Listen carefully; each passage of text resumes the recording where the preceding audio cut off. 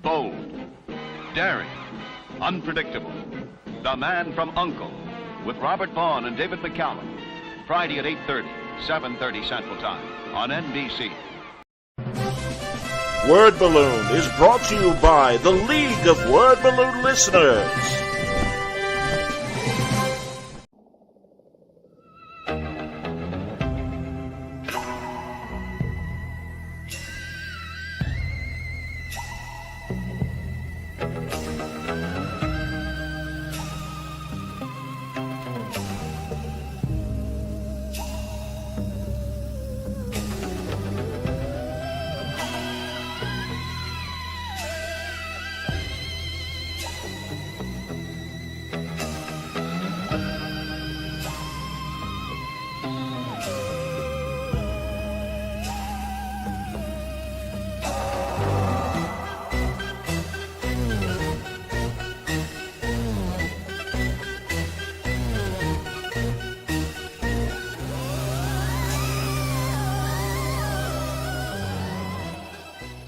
If you're here at Word Balloon, it's because you like comics, creators, conversation, pop culture subjects. Would you consider joining the League of Word Balloon Listeners? Patreon.com/wordballoon. For just $3 a month or more, you'll get exclusive access to the Word Balloon e-magazine, featuring transcriptions of some of my best conversations. When you subscribe, you'll also be part of the Word Balloon Book Club, where Brian Michael Bendis and I will pick a comic every month to review and discuss live with the League on this show. Join the League today, patreon.com/wordballoon. Thank you always for your support, League of Word Balloon listeners.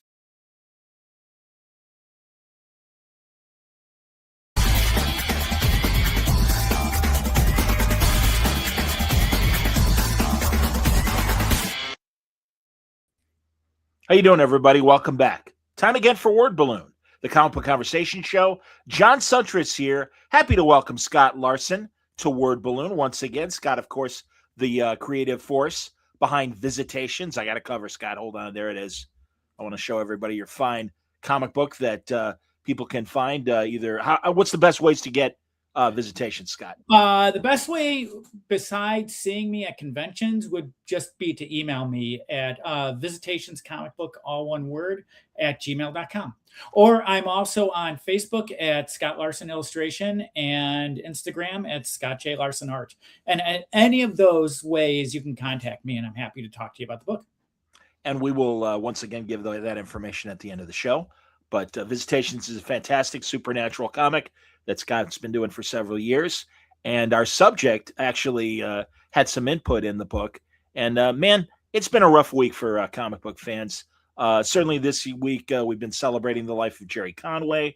But also, I hope people had enough, and I know I can see from the audience that's already watching, a little love for another great writer from the 80s and 90s that we lost, and that's Len Strazewski, who Scott was a good friend with.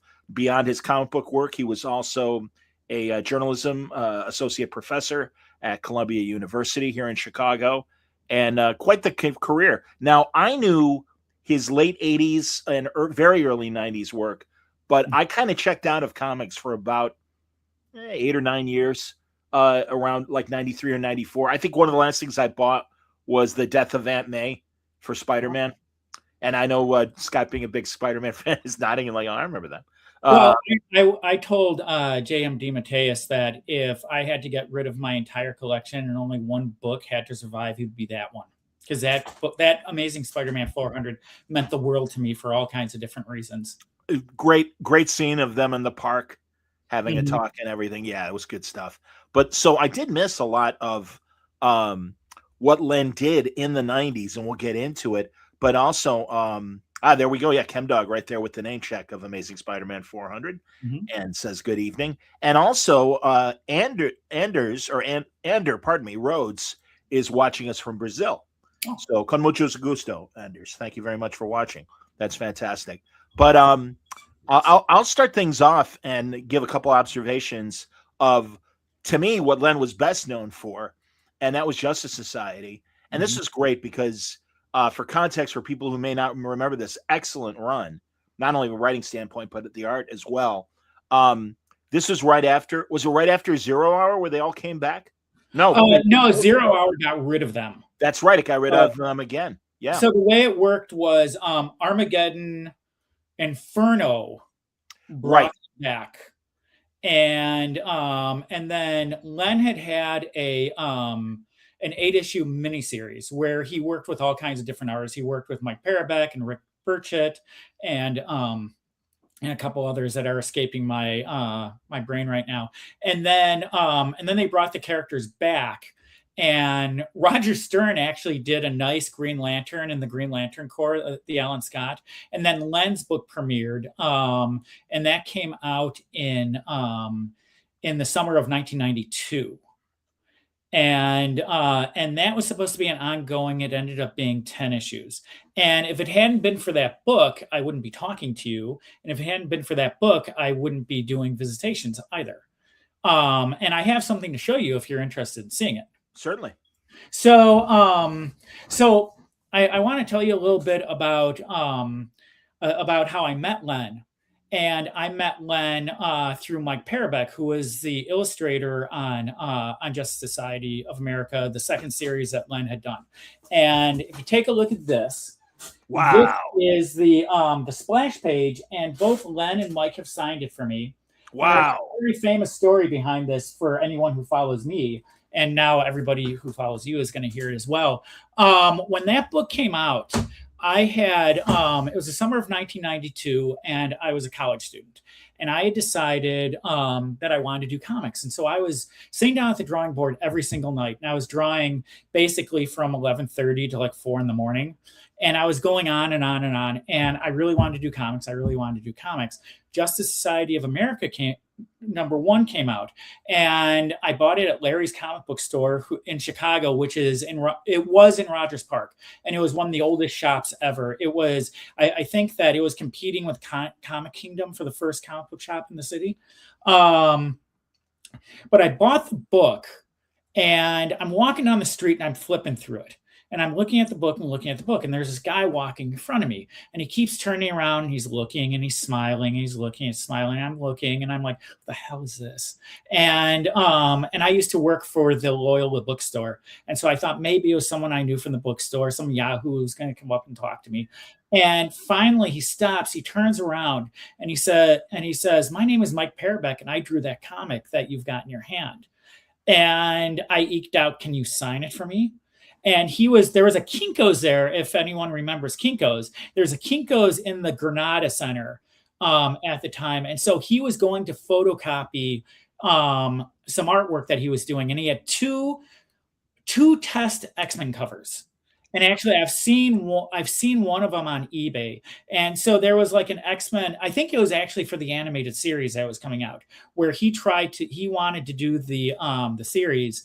And so he sent those test covers. Nothing ever came of it for him.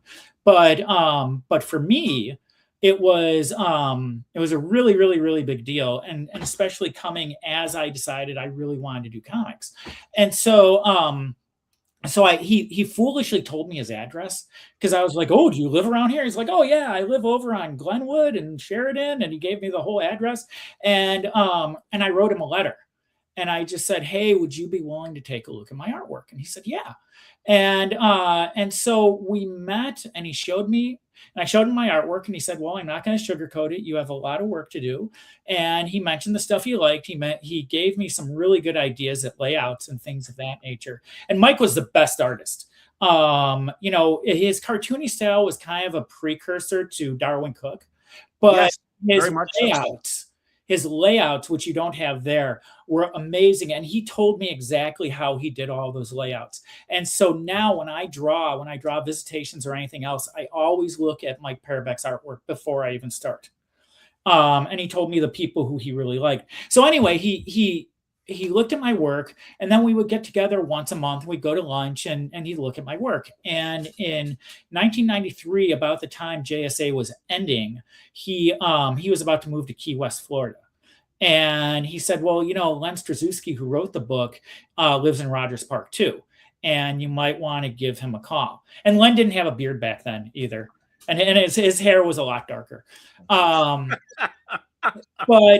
So so he gave me his phone number, and then he went off, and I called Len up. And he answers the phone, Strazewski speaking, because that's the way he always answered the phone. And I said, "Well, I'm Scott Larson. I'm a real big fan of Just Society of America. I'd love to talk to you." And he's like, "Yeah, I'm not really interested in that. Thanks for calling."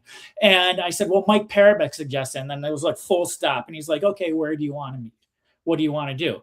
And so we met at Larry's comic shop. And had you ever been to Larry's?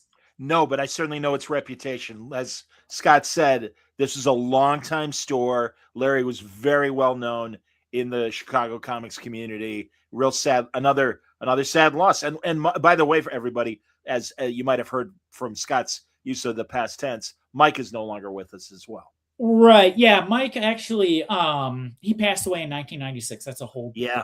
story. Yeah. And I'm happy to talk about that too. But so Larry's, for anyone who didn't know it, and if you're used to going into like these real clean comic book shops, you're missing out. So Larry's, you would go in there and he would have stacks of comics like up here, right? And no bags, no boards. That was before bags and boards. And I'd walk in and I would say something like, "Oh, I need detective number 250." And he would magically reach his hand into this gigantic stack, pull it out, and it wouldn't even waver or anything. And I was a little kid when I went in there, and he hated children.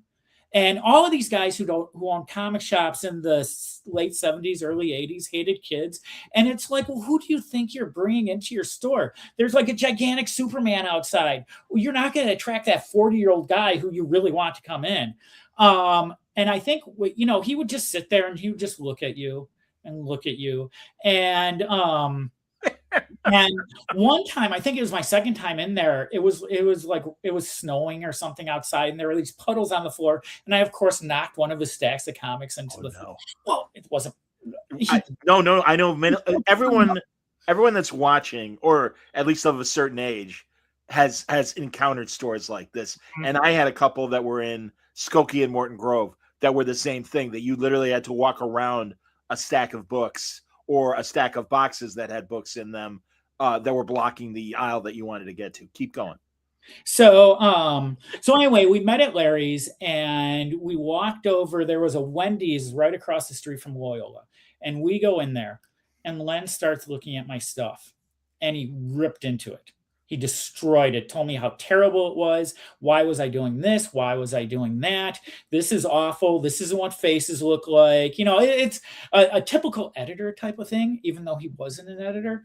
And the thing I really took away from that conversation is really great is when you start drawing comics and you start writing comics for yourself, you tend to want to talk a lot, and you end up wanting to, when I say talk, I mean draw a lot or put a lot of things into every panel or into every page, or have like sequences stretch out, right? So let's say there's, and he gave this example. He had looked at, actually he gave the example, and I'll tell you this is the example that Mike Parabeck had when he first worked on stuff. So Mike Parabeck apparently had cavemen he showed him, and Len was like, all they did was walk around for 3 pages and nothing happened.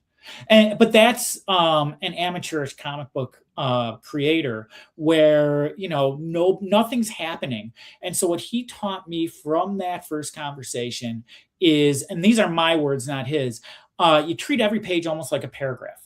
If you're writing a story, you have an introductory sentence, you have a concluding sentence in every paragraph, but that'll lead you into the next paragraph. And so for comic art, it's kind of the same thing, where every page has to have something happen in it. And it has to be essential to the story, but it's got to kind of hold up on its own as well. Yeah, so, it makes you want to turn the page. Absolutely. Right. And it makes you feel like you're not wasting time watching people walk around. I understand. Someone told me, and in fact, for a comic that I was planning on doing, it never came out, I had 2 guys in a diner cafe booth. And I'm like, all right, one guy is building a pyramid with sugar cubes as he's delivering his dialogue and everything, to give something other than just seeing somebody's head and an open mouth and things like that. Mm-hmm. So, but continue. So anyway, he didn't think my stuff was that bad to where he wouldn't meet with me again. And so he basically, Mike Parabeck was my mentor, was my first mentor in comic book art. And then Len came along and he was like my second mentor. And when I met him, just for the context of exactly when this was, Prime #1 had just come out. And that's actually the copy. He gave me the copy when I saw it. Stand by. And that's it. And he handed me that, and I said something about the JSA because the JSA had gotten canceled. And actually, I found that out at my first meeting with Mike Parabeck. The first issue had just come out, and then they yanked the plug on it. That early that they knew from issue 1 that it was going to end eventually. Yeah, and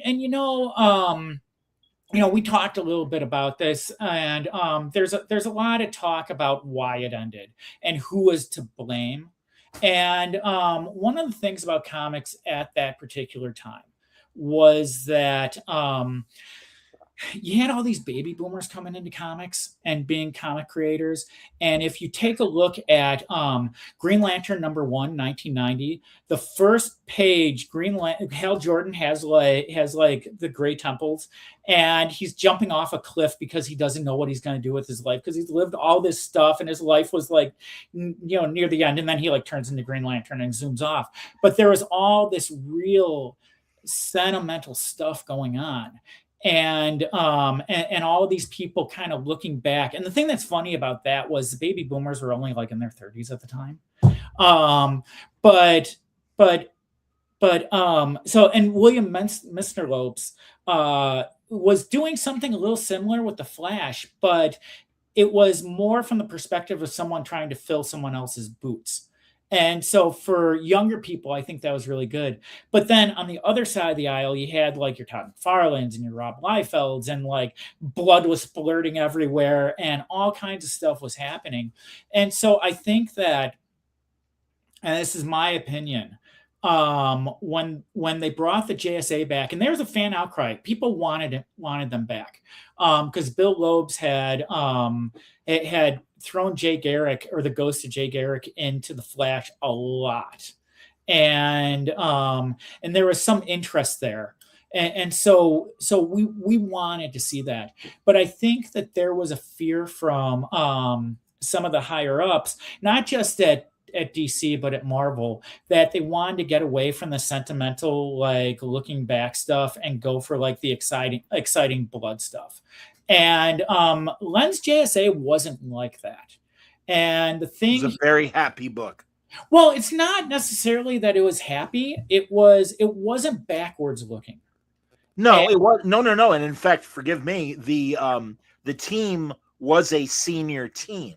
Mm-hmm. You saw the temple, Jay Garrick's gray and everything. And again, they were back from the dead. And that splash page that you had is so great because, it just really was this kind of energetic of, we're seniors, but no, we can still handle ourselves. And when I say happy, it was just fun adventure. Mm-hmm. And it wasn't blood and guts. And it was a counterweight to the Image blood and guts movement that was happening at the same time. Right. And, one of the things, so Mike Parabeck was concerned about them being older.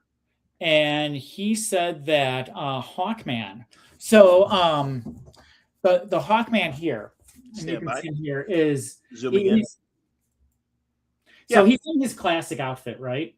Yep. But when he actually appeared in the series, he had more of a full chest thing going on, and Mike felt that he didn't want to be showing an old man's chest, not realizing that 80-year-old Harrison Ford would be like taking off his shirt at every opportunity.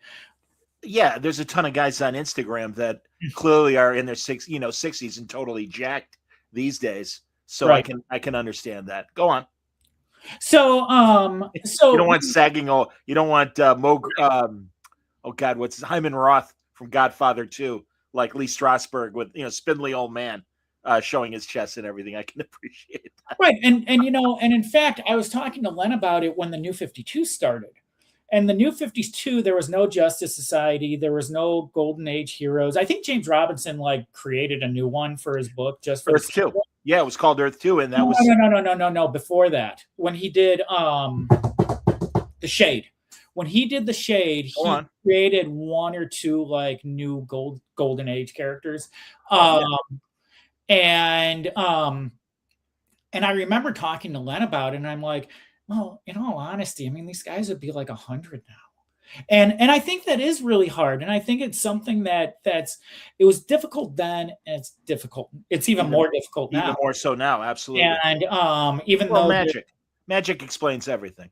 And in fact, in 0 Hour, Exant, which was Hawk, of course, as a bad guy, removed whatever mysticism Dr. Fate and the others had given the JSA to make them younger. A couple of them died right there on the spot. Others immediately aged, including Starman, and that's why in James Robinson's Starman with Jack Knight, Ted looked, like George Burns, like in his 80s or whatever. Right, and and he's actually the star of JSA number 10, the last issue. And he's like, he's like big and, he wasn't muscular. He was a little bit more overweight, but, he was older, but, certainly he aged up quite a bit from there to Starman. Crazy. That book was fantastic. I really appreciated that. And unless you have more stories, because I do want to get to Prime, but the other book that I remembered of Len's was his run on The Fly. And this is when DC was licensing the Archie heroes and created the Impact Comics imprint. And we had stories with the Shield and some of the other great heroes of the MJL period. Joe Simon, of course, co-created The Fly. Not with Jack Kirby, another Jack, and I forget the Jack's name. Maybe Orlick, I believe. I thought Kirby was involved because I've read their I bound their series, which is there. And he's Kirby's name is on it. Oh, interesting. Because honestly, I thought it was after they had split amicably, but they both were just kind of busy doing other things. Joe, for a while, stepped away from comics and got into politics and was really helping out in, I believe, New York politics proper.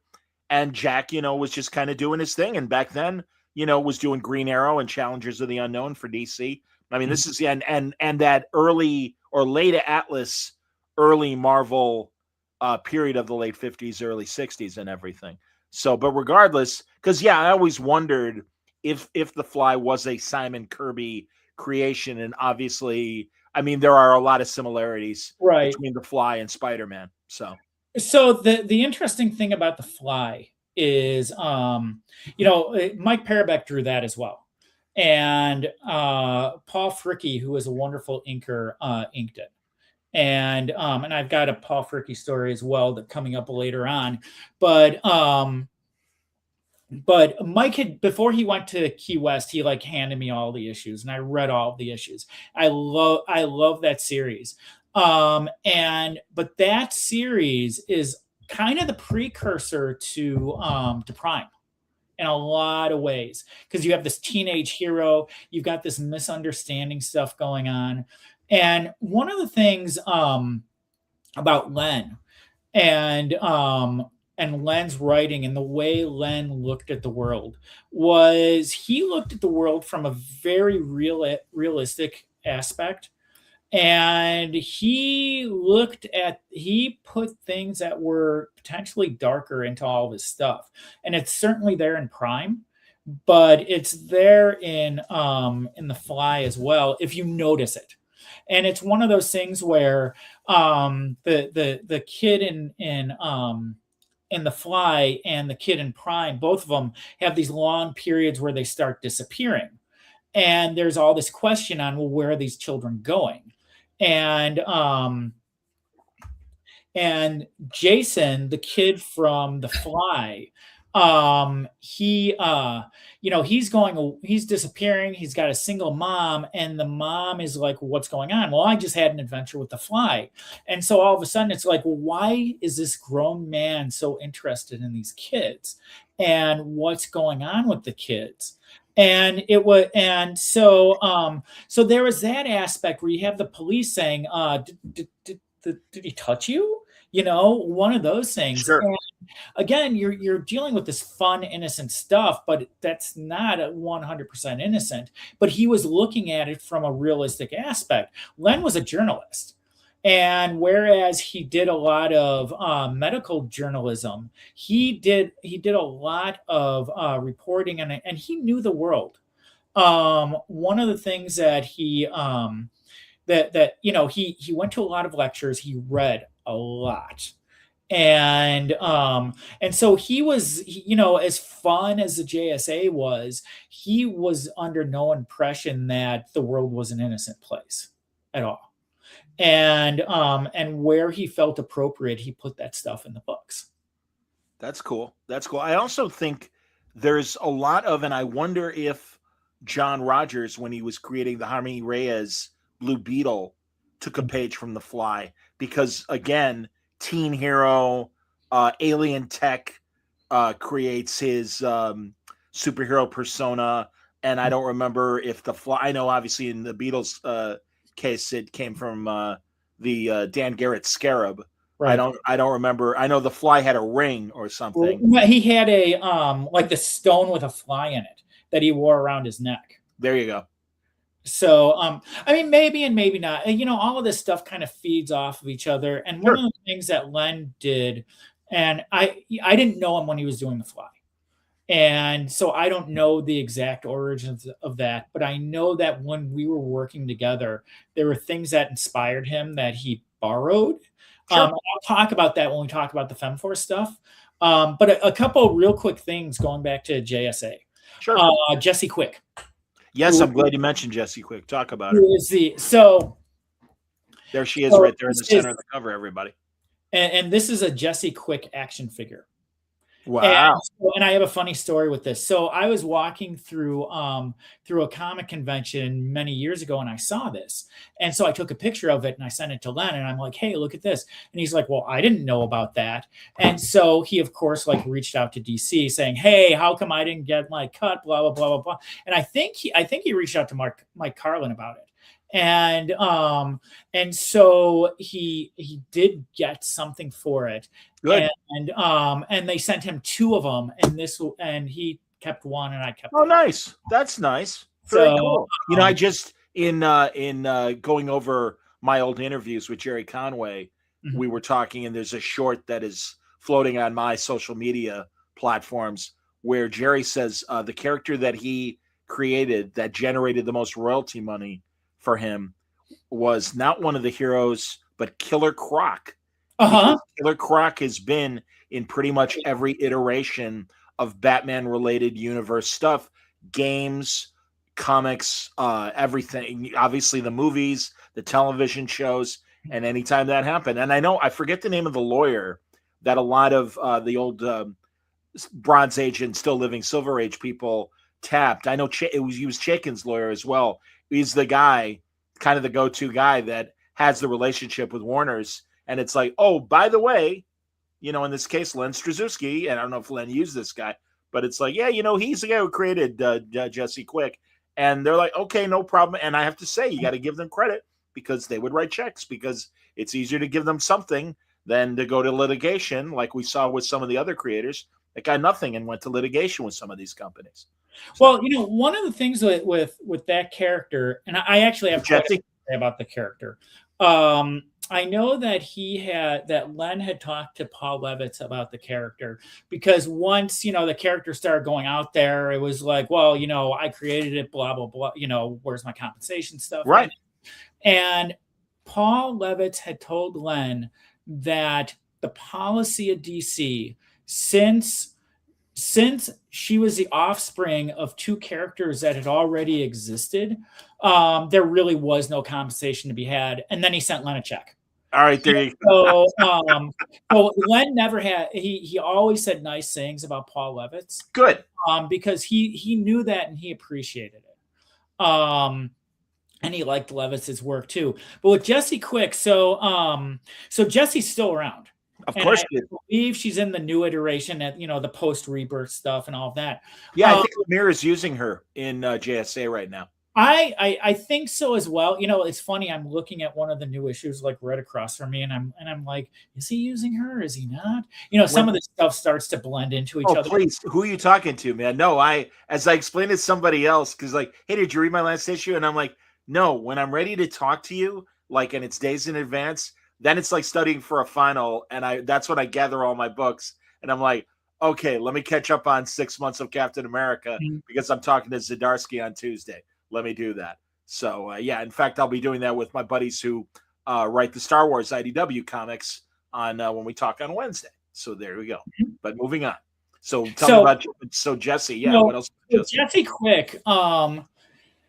So JSA gets canceled, and Mark Waid takes over the Flash, and so he starts bringing Jesse into it, and so he and Len start having these conversations. So Len tells Mark Waid the secret of Jesse Quick, which doesn't appear in the comics until Jeff Johns' second JSA series.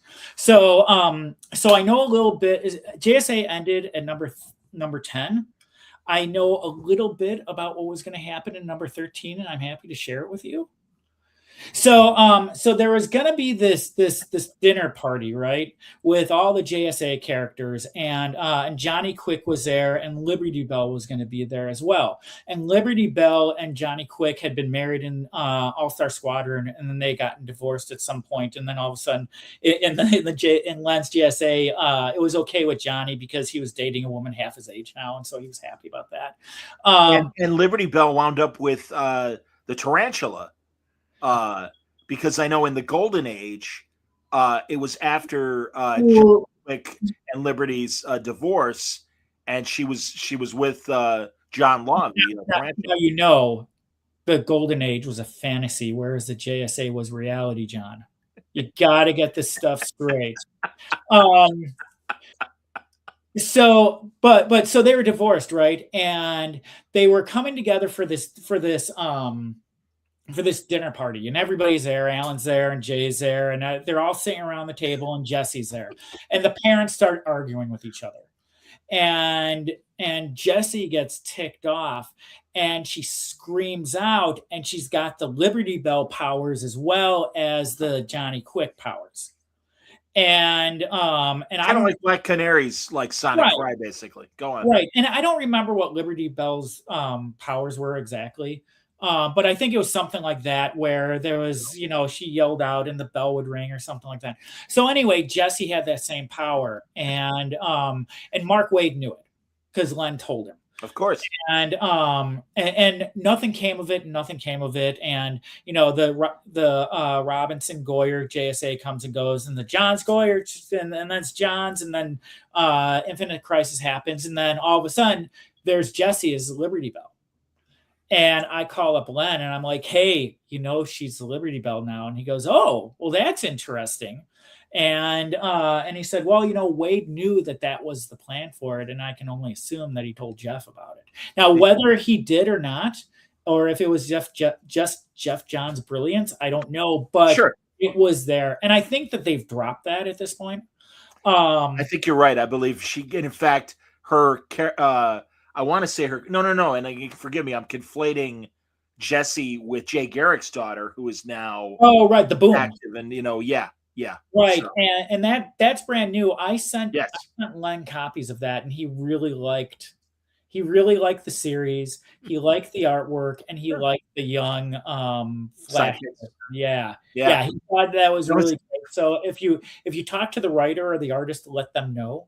Well, John's created all those sidekicks for that Stargirl miniseries where they had all the lost sidekicks, including Wing, the Crimson Avengers' old sidekick who disappeared in that crossover, or at least was dead for that Seven Soldiers of Victory crossover with the JLA and JSA. And I mean, Jeff teased me because I'm like, because he created Who's Who pages for these sidekicks. And I'm like, really? This was in All Flash Comics? He's like, John, shame on you. You don't remember, blah, blah, blah. He's like, you're such a amateur historian when it comes to I can't believe you didn't know this. And of course, he's full of shit. And that's all right. He is totally teasing me. And I'm like, wait a minute, I'm gonna look that up. Of course, it's not real. And again, that's great. Jeff created this stuff. It's great. So before the New 52, Len reached out to Dan DiDio, and he had a Jesse Quick story idea. And the story idea, all I know about it was the story of what happens when Jesse Quick finds her first gray hair and how horrified she is. I don't know what the rest of the story was. Dan wasn't interested, and they were about to reboot the universe. But that was, he was still thinking about Jesse, and I know that she was pregnant right before the New 52, and so I let him know. I'm like, you're going to be a grandfather, because he wasn't keeping up with anything. I understand. Like when I would tell him, or his students would bring his poor was he disgusted, or was he just like, no, I'm moving on to what's happening feeling now? So for the JSA, there were hard feelings there. Oh, I'm sure. And I think that those hard feelings kind of deepened as time went on. But with the other stuff, I think it was partially that, but he said that, God, who was it? One of the comic writers, and I can't remember who it was, who used to work on stuff, said that he never read never read a character after he left it. Because if it's terrible, then you're like, this sucks. How could they do this to my character? And if it's great, it's like, why didn't I do that? Yeah, I ask creators all the time, and I forget who I was asking recently. No, it wasn't Carlin. I forget. It was an older writer, and I'm like, isn't it kind of like? It might have even been Bendis, where I'm like, can you read somebody else's stuff? Because isn't it like, hey, that's my old girlfriend. What the hell are you doing with my old girlfriend? And I think it was Brian. He's like, yeah, there is kind of that feeling. Some don't care. Some like, and like I remember talking to the late great Len Wein about it. And he's like, no, I'm okay with it, But it is. I usually when I'm talking to a creator that is, middle age or older, it's like, can you go back and read that stuff? Wolfman doesn't have a problem with it, and certainly by now he knows the drill. So I can appreciate that. So I don't know. I don't think Jesse's son or daughter is in the current continuity. No, I think they made her young again, youngish. Not young. Just because she got that one gray hair doesn't mean that she wasn't still young. She could be 30. That's true with gray hair. That's right. So yeah, so that's a little insight into what was coming up in the JSA for everybody who was wondering, and that's all I know. And then he moved on to Prime. And tell me, because honestly, I miss the whole Malibu movement. So what happened was, Malibu was publishing the Image stuff at first, and they wanted to do something, so they commissioned a whole bunch of people. It was Steve Gerber, Mike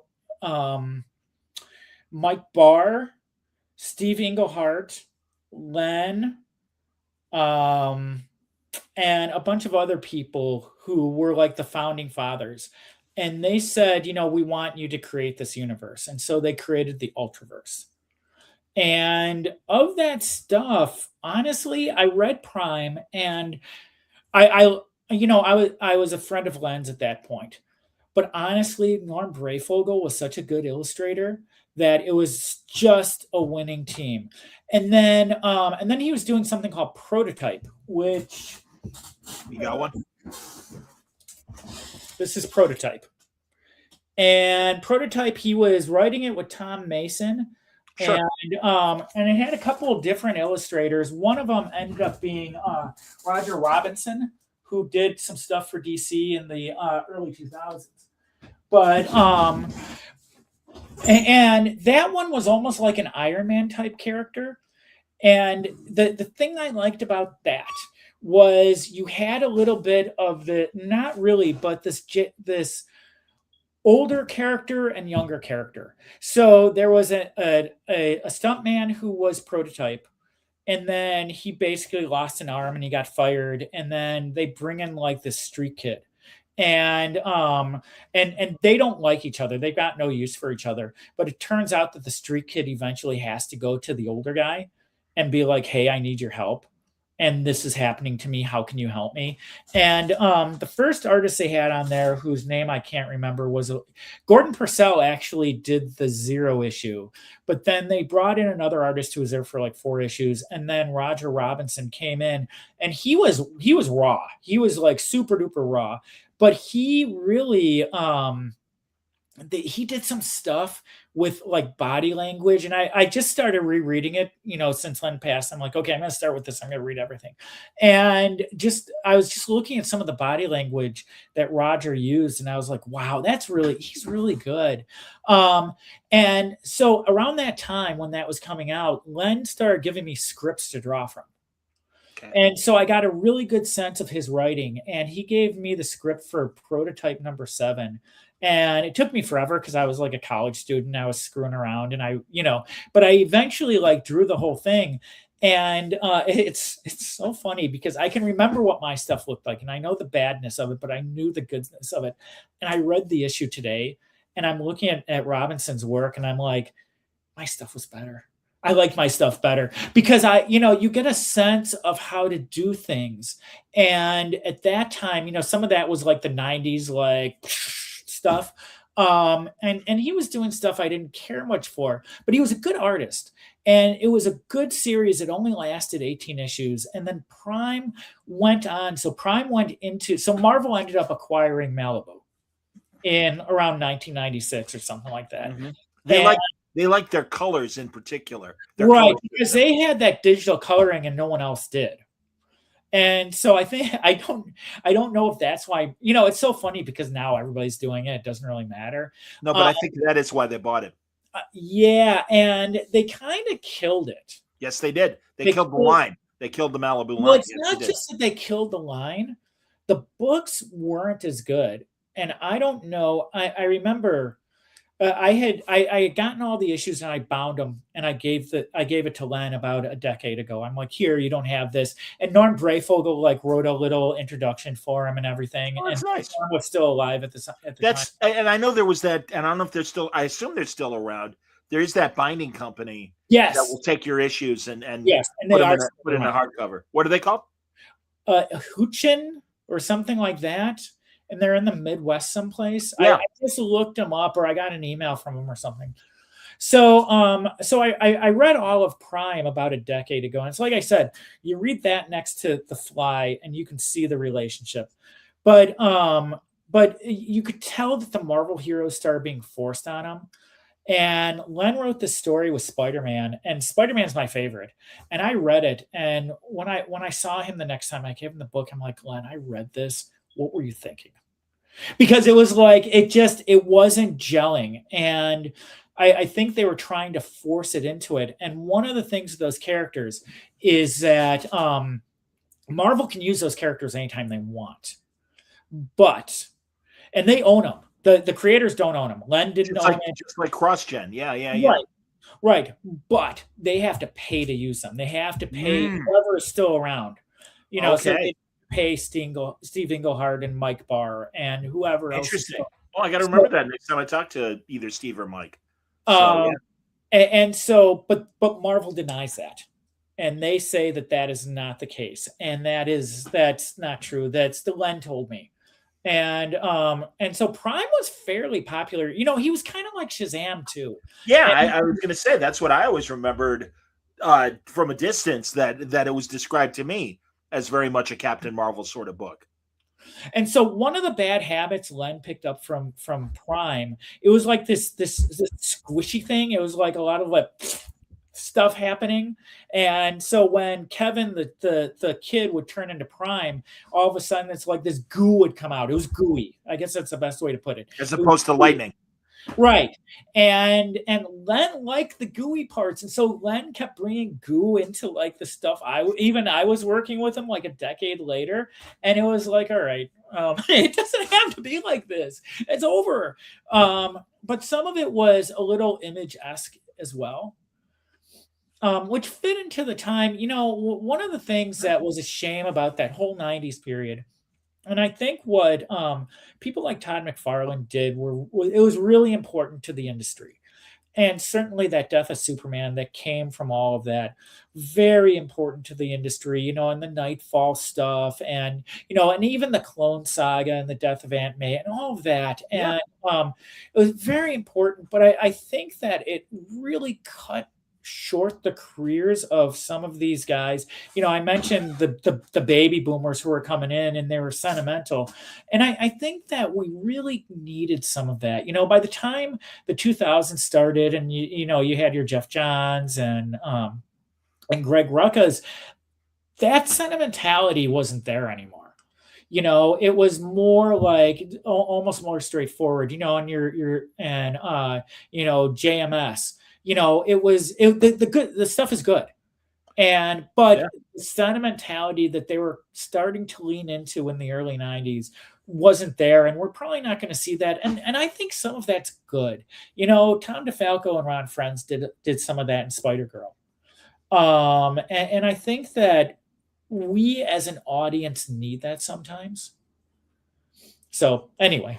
No, I hear you. The when Jerry Conway, of course, on my mind this weekend as I was pouring through the interviews, I remember him talking about coming back in 2009 when they did The Last Days of Animal Man, and or maybe it was 2007, but it was our first conversation. And and he's like, well, I'm a different writer now because he had spent all that time in movies and TV, and he's like, I don't want to write the way that I did back then. He goes, I mean, I remember what worked as far as mechanics, but he's like, as far as thinking and stuff, and his stuff never felt dated. And I mean, he was a great name that we all trusted. Right. But again, I mean, he had new, fresh ideas. And even in playing in that DeFalco Friends Spider-Man alternate universe and stuff, he was writing Peter's stuff, and it was Spider-Girl's dad, Peter and everything. And it was cool until you told me. I didn't realize that they killed off that Peter in Spider-Verse. Yeah, well, maybe it was an alternate version of that.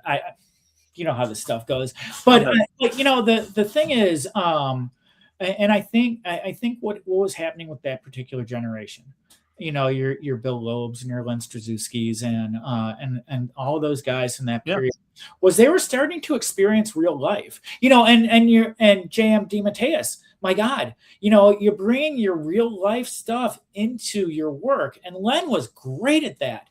And it's like I said, so we worked together on a couple of different things.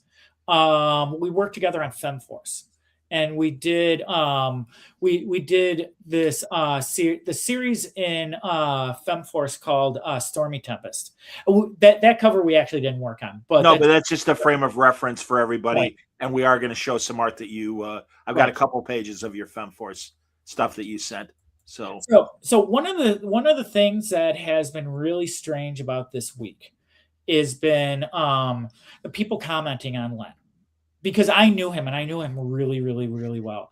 And what's the chatter online? Yeah. Well, it's there are all of these people, and I have to be careful because I don't want to insult anybody.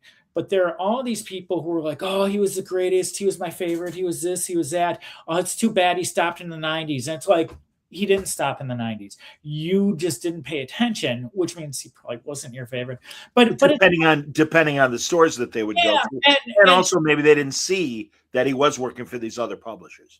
Right. And the thing with fans, and I'm one as well, we tend to sink ourselves into all of this work, and because of it, we feel a sense of ownership of it. And and there's been a lot of talk over the past 30 years about the people responsible for killing Justice Society. And there's a lot of stuff about Mike Carlin in there, and Mike Carlin is a really, really, really nice guy, and he talked to me personally about it. And one of the things that's happened with a lot of comic creators and these series that end, or these editors that they don't get along with, or things like that, is they start to become personal. And I've been out in the convention scene for a decade now. And I do a lot of tabling at conventions. And I sell my book, and I end up making friends. And I was on a panel with one of the old Spider-Man editors from the 80s when I was growing up. And he found out that I had been reading the stuff. And I'm not going to say who it was. I'm not going to say who the creators were. But the creators left like really quickly. And they had it was like Len and the JSA, where they had all kinds of things they were going to do, and they had problems with the editor where there was a push and a pull, and they made it public as well. And I'm on the panel with this guy, and he's a really nice guy. And then he finds out I was reading the books, and he feels the need to explain to me, hey, this is what really happened. And he followed me in the bathroom to tell me. And the truth is this, I mean, this stuff, what was it Dan Slott said to you about when he started at Marvel? He thought it was going to be like the Oompa Loompas, and it was like all the candy stuff and everything. But the truth is, when you work on comic books and you work for a company, it's a job. It is not this magic fantasy land. It's a job. And my wife is part owner in a firm that does she's sitting right over there too, and I'm drawing a blank. There you go. Gina, hit him with the frying pan when we're done. She's an interior designer. Sorry. All right. And there's somebody who she works with that she didn't get along real well with, and this person is going to be leaving in the next few weeks. And I was thinking, what would it be like if this person went and gave an interview about how horrible my wife was? And it would be like, that's not my impression. And it's the same thing with the comic creators. And so, I know Len said stuff. I know that people who worked on the Spider-Man books have said stuff. It happens. I don't agree with that. I don't think it's anybody's business when it comes to all of this. We as creative people tend to be a little bit more emotional. Yes. I call it the crazy artist gene. And I talked to Ron Friends about this. And when I mentioned that, he just went, because we all experience it and it comes out in different ways. Sure. And so when something happens, and especially something that hits us hard, we tend to make it a lot more not horrifying, but a lot more personal than it is and that it needs to be. And sometimes some of that stuff hardens over time. And my feeling is that I'm not choosing sides with anybody. I like both people very much. I love Len and I like Mike, and I'm not choosing sides, but I do think that stuff like that, when it happens, it's personal, it's between them, and it's no one else's business but theirs. I'm with you. I get it. Yeah. So that being said, now I'm going to tell you this horrible story about AC and what they did to us.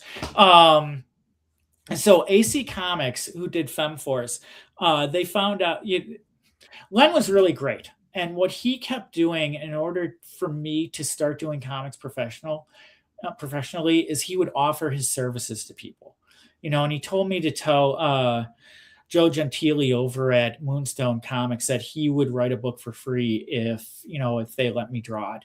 And he did the same thing with AC, and they took him up on it. And so we worked on this Stormy Tempest stuff. So Stormy Tempest, is that the splash I had there? Yeah. So that's actually from the second story. So she's like a space cop, right, from the future. Okay. And my apologies to people whose favorite character this is, but she's got like this partner that's like the hamburger helper hand, and it had like a face on it or something like that. It's just an obscure character, and the story was that they had with her was that she came to our present to assassinate a presidential candidate because he was to become the next Hitler or something like that, and I'm sorry, you froze for a minute. And she what? She failed. She failed. Okay. And then I said clearly, but she's put in this federal prison, and so that's where we got the story. No hamburger helper guy, no nothing. And so Len tells this story, and the story that's from the third one. Do you still have the first one I showed you with the? I'm sorry, I don't know. I grabbed 1 and 2. So, I didn't grab 31. Go ahead. So the first story is her in prison. She's not in costume, and it was my favorite. Actually, I can show it. Great. I got it right Thank here. you. Scott sent me a lot of stuff for reference, and I'm like, yeah, that's way too much. And again, well, after like the 150th email, he was like, no more. So here is hold on. Here's a splash page of this, and it's really it's one of my favorites I've ever done. Yeah, man, that looks great.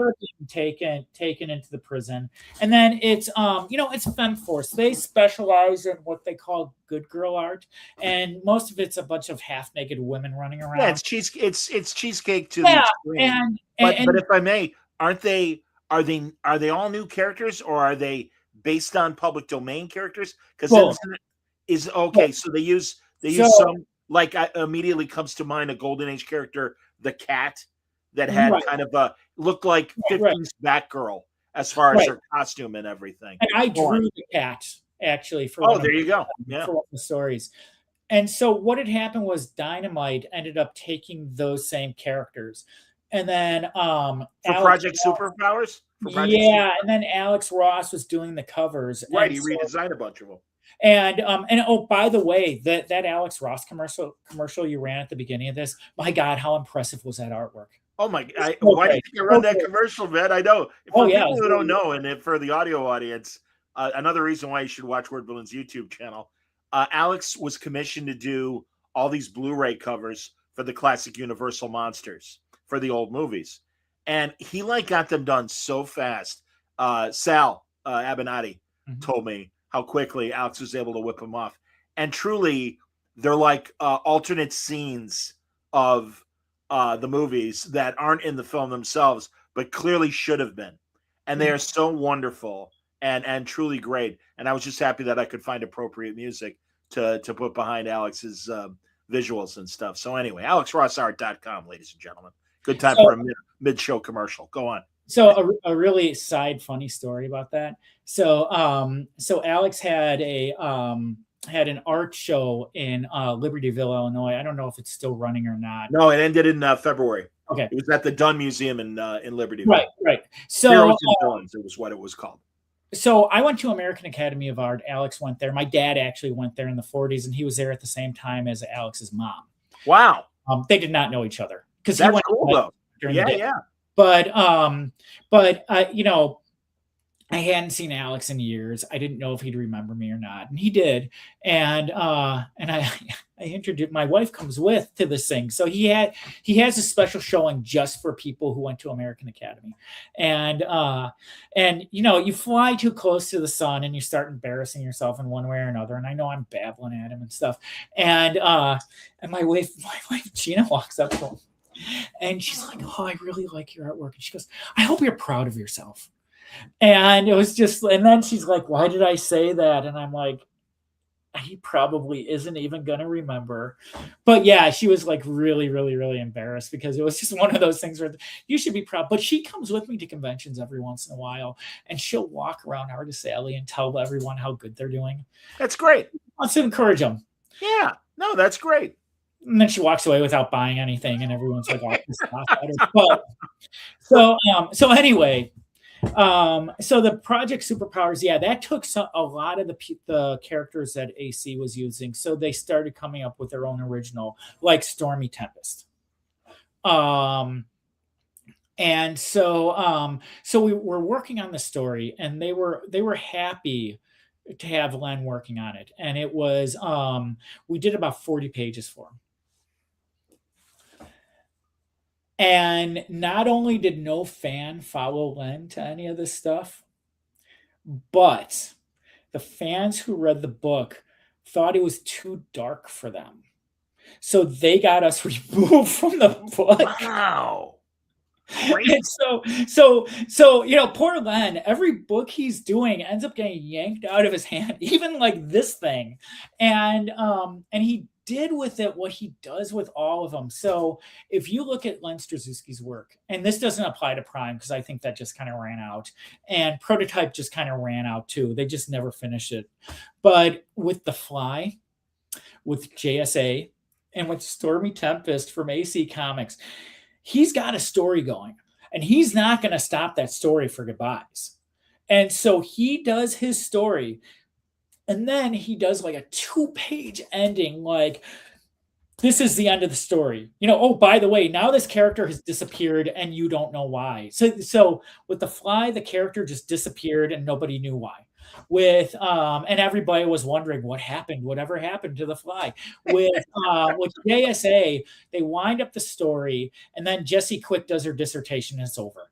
These are my heroes. And then with Stormy Tempest, all of a sudden she's just going to go someplace. And then again, it's exactly like The Fly. It's like, whatever happened to Stormy Tempest was the ending of the book. And it was or the ending of the stories.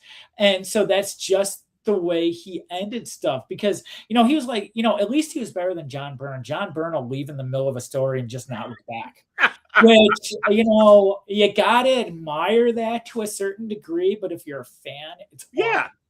But the best part about this story, and I'm probably going to get in trouble for saying this, but I don't care. So one of the people who was complaining ended up writing for AC Comics. And they started giving me his scripts. And his scripts were good. And I'm not going to say the name, but his scripts were good. And he's still doing stuff for him. And he does this story with Miss Victory back in the 1950s. And the story that Len told with Stormy Tempest was she escapes from prison, and because it's FemForce, she goes and she starts working at a strip joint in Vegas. And she, of course, there's this girl who ends up being harassed by her boyfriend, because, you got to throw the real world stuff in there. And Stormy starts fighting this person, and he's got like one of the weapons from her future. And so there's this whole cache of weapons from her future that are out there that she's going to go and find, which she didn't get a chance to because she disappeared at the end of the story. But while she's fighting this predator guy, she gets attacked, and it's a friend of hers from the future, and the friend is like all deformed. And it turns out that because Stormy disappears in the future, her friend ends up getting hurt, and then she goes looking for her. And in order to like get these powers to go and look for her, she gets deformed in the process. And so now she wants revenge. And then, and then the story ends. So this person gives me the script for Miss Victory, which is another one of the AC characters. And it's the same story. This is the guy who complained about Len's stuff. And he wrote the same story. And I'm like, what is this? You had us thrown off this thing, and you did the same thing. So it's just, comics are a cutthroat business to anyone who wants to get into them, because, that kind of stuff happens. I hear you, man. I want to show a video that I found. And actually, I know Rich Johnson over at Bleeding Cool found this as well. But there was an exhibition at Columbia College from 2013 while Len was an associate producer there, rather a professor of journalism. And so that exhibition, it was something that I was involved in. And so he took 5 different artists. And it was, you had the title of that thing. What was that called? Yeah, I'm looking for the cover. Why didn't I put the cover up there? It was like 5 collaborations, something like that. There it is. 5 collaborations. And that's my artwork. That's great, man. That's excellent. And this is on, you'll see it in the video, everybody that's watching. Right. So the 5 artists that he wanted to honor were myself, Mike Parabeck, Norm Brayfogle, Scott Biederstadt, and Paul Fricke. And Scott Biederstadt and Paul Fricke did the book The Troll Lords, and they're about to come out with something new. Like a collection of stuff, and it's got some input from Len in there as well. And and they're really excited about it. And I've got a Paul Fricke story for you as well. But if you want to show the video. Yeah, let's show the video. This is great. One of the Columbia students actually made this, and I will name check that student at the end. This is about a minute and 45 seconds, everybody. Comics is an incredibly collaborative medium, and I'm not a visual artist, I'm a writer. Anything I did in comics had to be visualized, had to be created visually.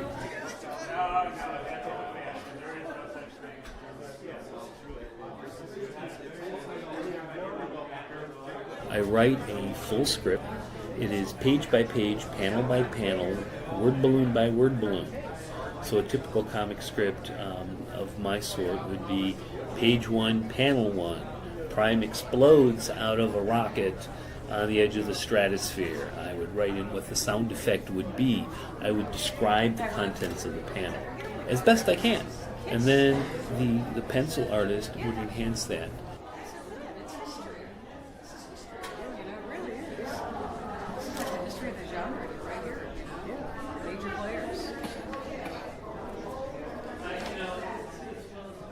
One of my favorite moments in working with artists in collaboration is when I get to see the initial storytelling based on my script. And invariably my response is, wow, this is beautiful, this is cool. Where did you get this? And the artist will say something like, well, it's in your script. You said Prime explodes. Yes, but I didn't think it would be this way and that way. And the power of collaboration is to multiply my vision through the lenses of even more talented visual artists.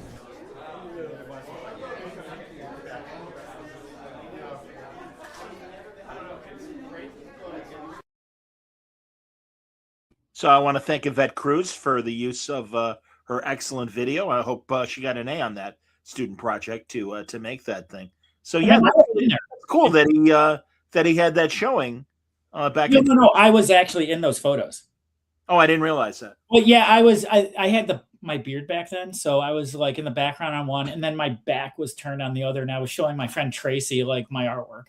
Can I tell you about Superhuman? Or actually, can I tell you about how much time do we have?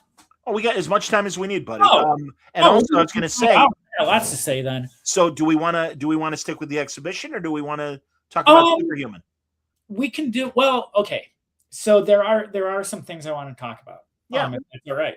Yeah. So this is Len's big tribute and everything. Yeah. So we'll take as much time as necessary. Absolutely.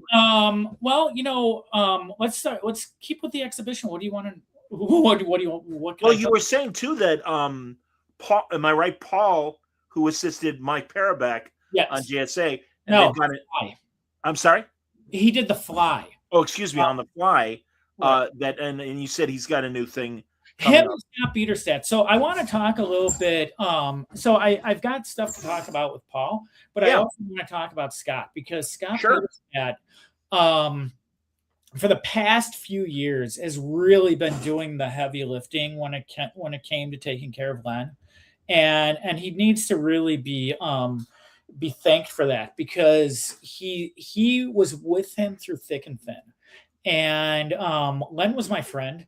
Len was my friend for 33 years. And I wish I could have done as much as Scott did. And Scott has one of his friends, a lady named Angel Levine. And Angel became Len's caregiver starting in January after Len got sick. And both of them are heroes. They're both, I can't say enough about it.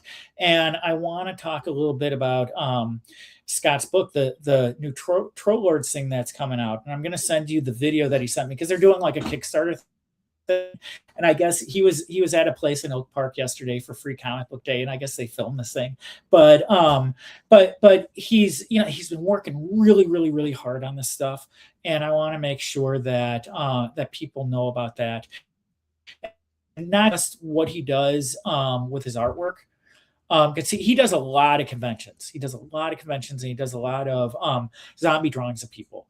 But it's like Alex Ross did the cover for the book that's coming out, and it's really great. And it's like I said, Scott's a hero. He did so much, and Angel as well. my God, I would not have been able to do as much. I feel very, very fortunate, and I can talk a little bit more about how Len's passing happened. But I was fortunate because I hadn't talked to him for about a year. We traded like texts and emails. And it wasn't anything bad, but friends sometimes. And I was very fortunate that I had the past 16 weeks with Len because I did get to see him. I tried to get over to see him every week. And but Scott and Angel, man, they were there like 24 hours a day. They really he was in a retirement home in in Evanston. Yeah, we can talk about this. No, so what happened was he was living at home and he ended up he got COVID. And the thing that was so interesting about that was, COVID hit in 2020. He didn't get it until New Year's this year. Yeah, but it's still out there, yeah. Everything. And it really knocked him down. So he was having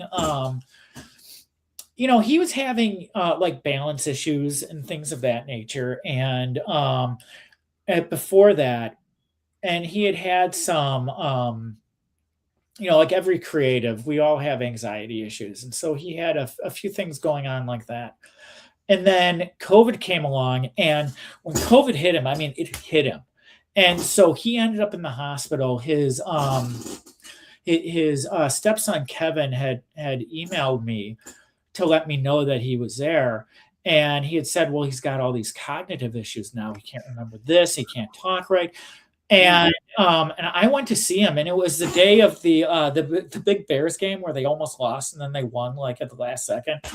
And I walk in, he was in Evanston Hospital. I walk in and he's laying there. And I'm like, hey, Len, how are you? And I let him know who I was. He's like, oh, yeah, I know who you are. And he was not in good shape. But it's like there was this woman chaplain came in and totally massacred his name. And I remember I was with him and I'm like, I've seen worse than this. And when my dad was this condition, it was way worse. Yeah, it was. And I watched him get stronger and stronger and stronger. So 2 weeks ago, his cognitive problems had cleared up. Wow. He was not able to swallow right, because what would happen is it would go someplace. So he had to drink this thick liquid stuff. And so that cleared up too. So he was like really looking forward to eating. Wow. And by the end, he the worst thing that happened was he wasn't able to really get out of bed. He had been bedridden for a few months. And but even that, they had him in the chair 6 hours one day and 2 hours the day before that. So he was coming back together. And when the last time I saw him, which was a couple of days, he ended up getting an infection. And I guess it's called sepsis, yes. Something like that. Yeah, you got it. It's dangerous, and it happens. It can happen in your old age, but it can happen at a young age as well. Brock Lesnar, the wrestler and MMA fighter, was very lucky to survive a sepsis infection. Go on. So he got that, and then it was like a total backslide. Yeah. And it's hard. He was rushed to the hospital, and so he was in a rehab facility in Rogers Park. It was like right down right down the street from his house. I'm like, Len, you can see it from here. He's like, yeah, I know. He's like, that's a good thing and a bad thing. He's like, I like that and I don't, because I can't get there. Yeah. But he was doing pretty good. And I was, we talked about, I'm going to go to San Diego this year for the first time. Wow. We were talking about Dave Stevens, because I had seen that documentary. And I'm like, did you know him? And he's like, well, I sat next to him a couple times, wow. and stuff. So he did know him. We talked about stuff like that. And he was good. But the sepsis hit. And, I was told that he couldn't talk and all this stuff. And then he liked something of mine on Facebook. And I'm like, oh, he must be better. So I texted him. And I'm like, hey, I saw that you did that. You're getting better. And he's like, come on over to see me. These are my new digs. And then like 2 days later, he was gone. That's ironically, I'm wearing my WXRT t-shirt for the audio audience. And it kind of reminds me of my dear friend who's been gone for about 3 years now, Lynn Bramer. And it was kind of the same thing where I really thought Lynn was getting better. And then all of a sudden he left us. Great morning host at XRT and one of the funniest guys in Chicago and every listener's best friend, because the way he did his shows was exactly how he was in person and stuff, and just a sweet guy. And the same thing happened. He was back on. He had a really bad infection that he was dealing with in the hospital. He was back for a few weeks on the air, and I think a lot of us assumed he was getting better, and then sadly he passed. So, well, death is a weird thing, and it happens in all kinds of shapes and sizes. Sure. And so I had found out that a friend of mine who I worked with for years had passed away in December, and she was sick for 2 years and she didn't tell anybody. And in fact, I texted her the day before she went into hospice to send her pictures of my new cat. And so when Kevin had emailed me about Len, I was like, I felt that feeling. I was like, oh my God, here we go. This is happening again. And you get this sense of the fragility of life, how fragile it is. Yeah.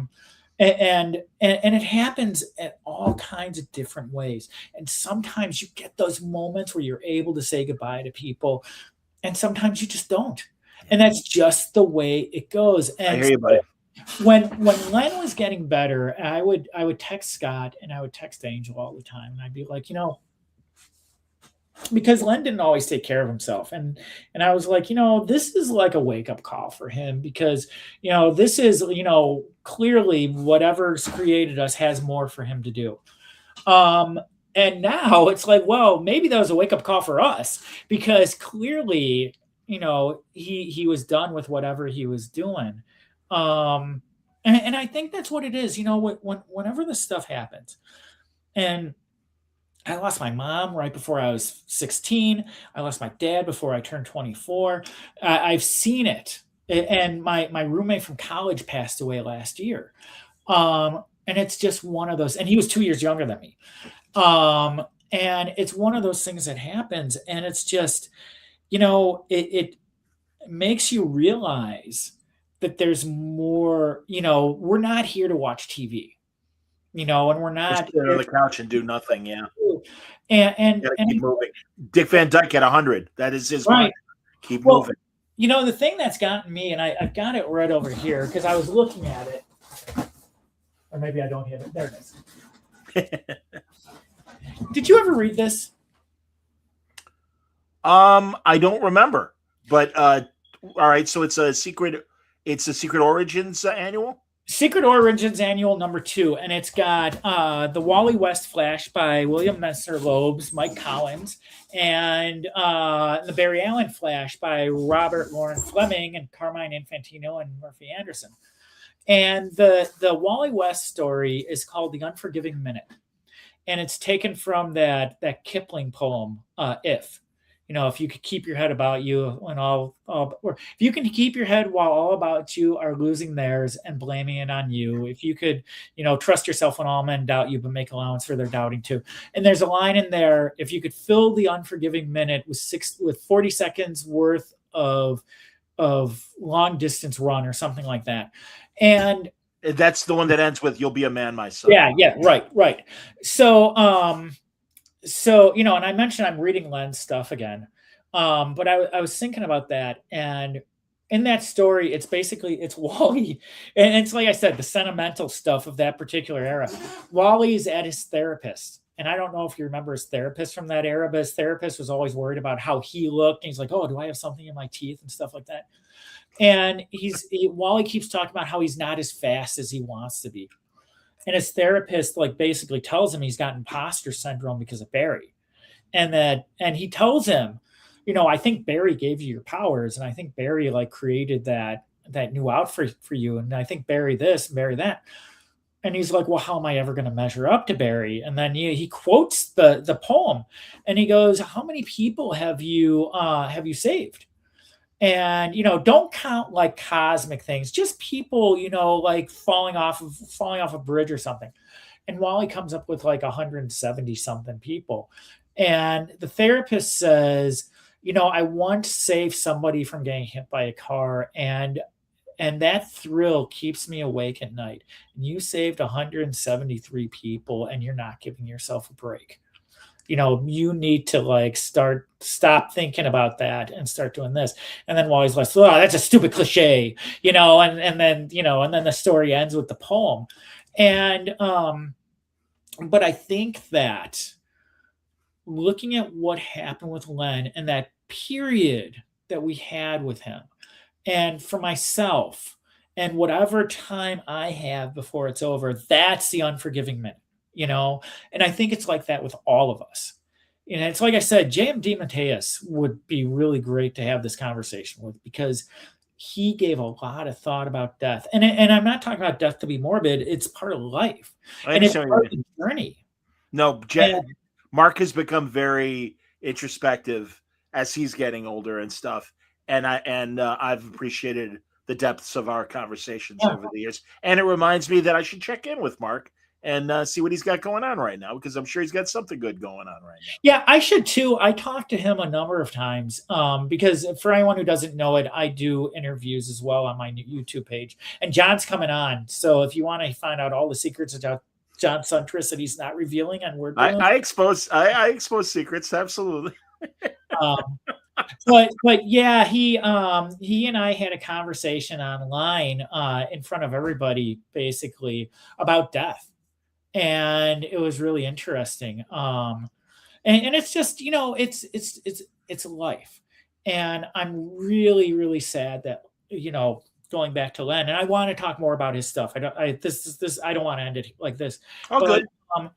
But I'm sorry he didn't do what he was capable of. And that goes with Mike Parabek too. Mike Parabek. Yeah, how did Mike pass away? So Mike had diabetes, and he had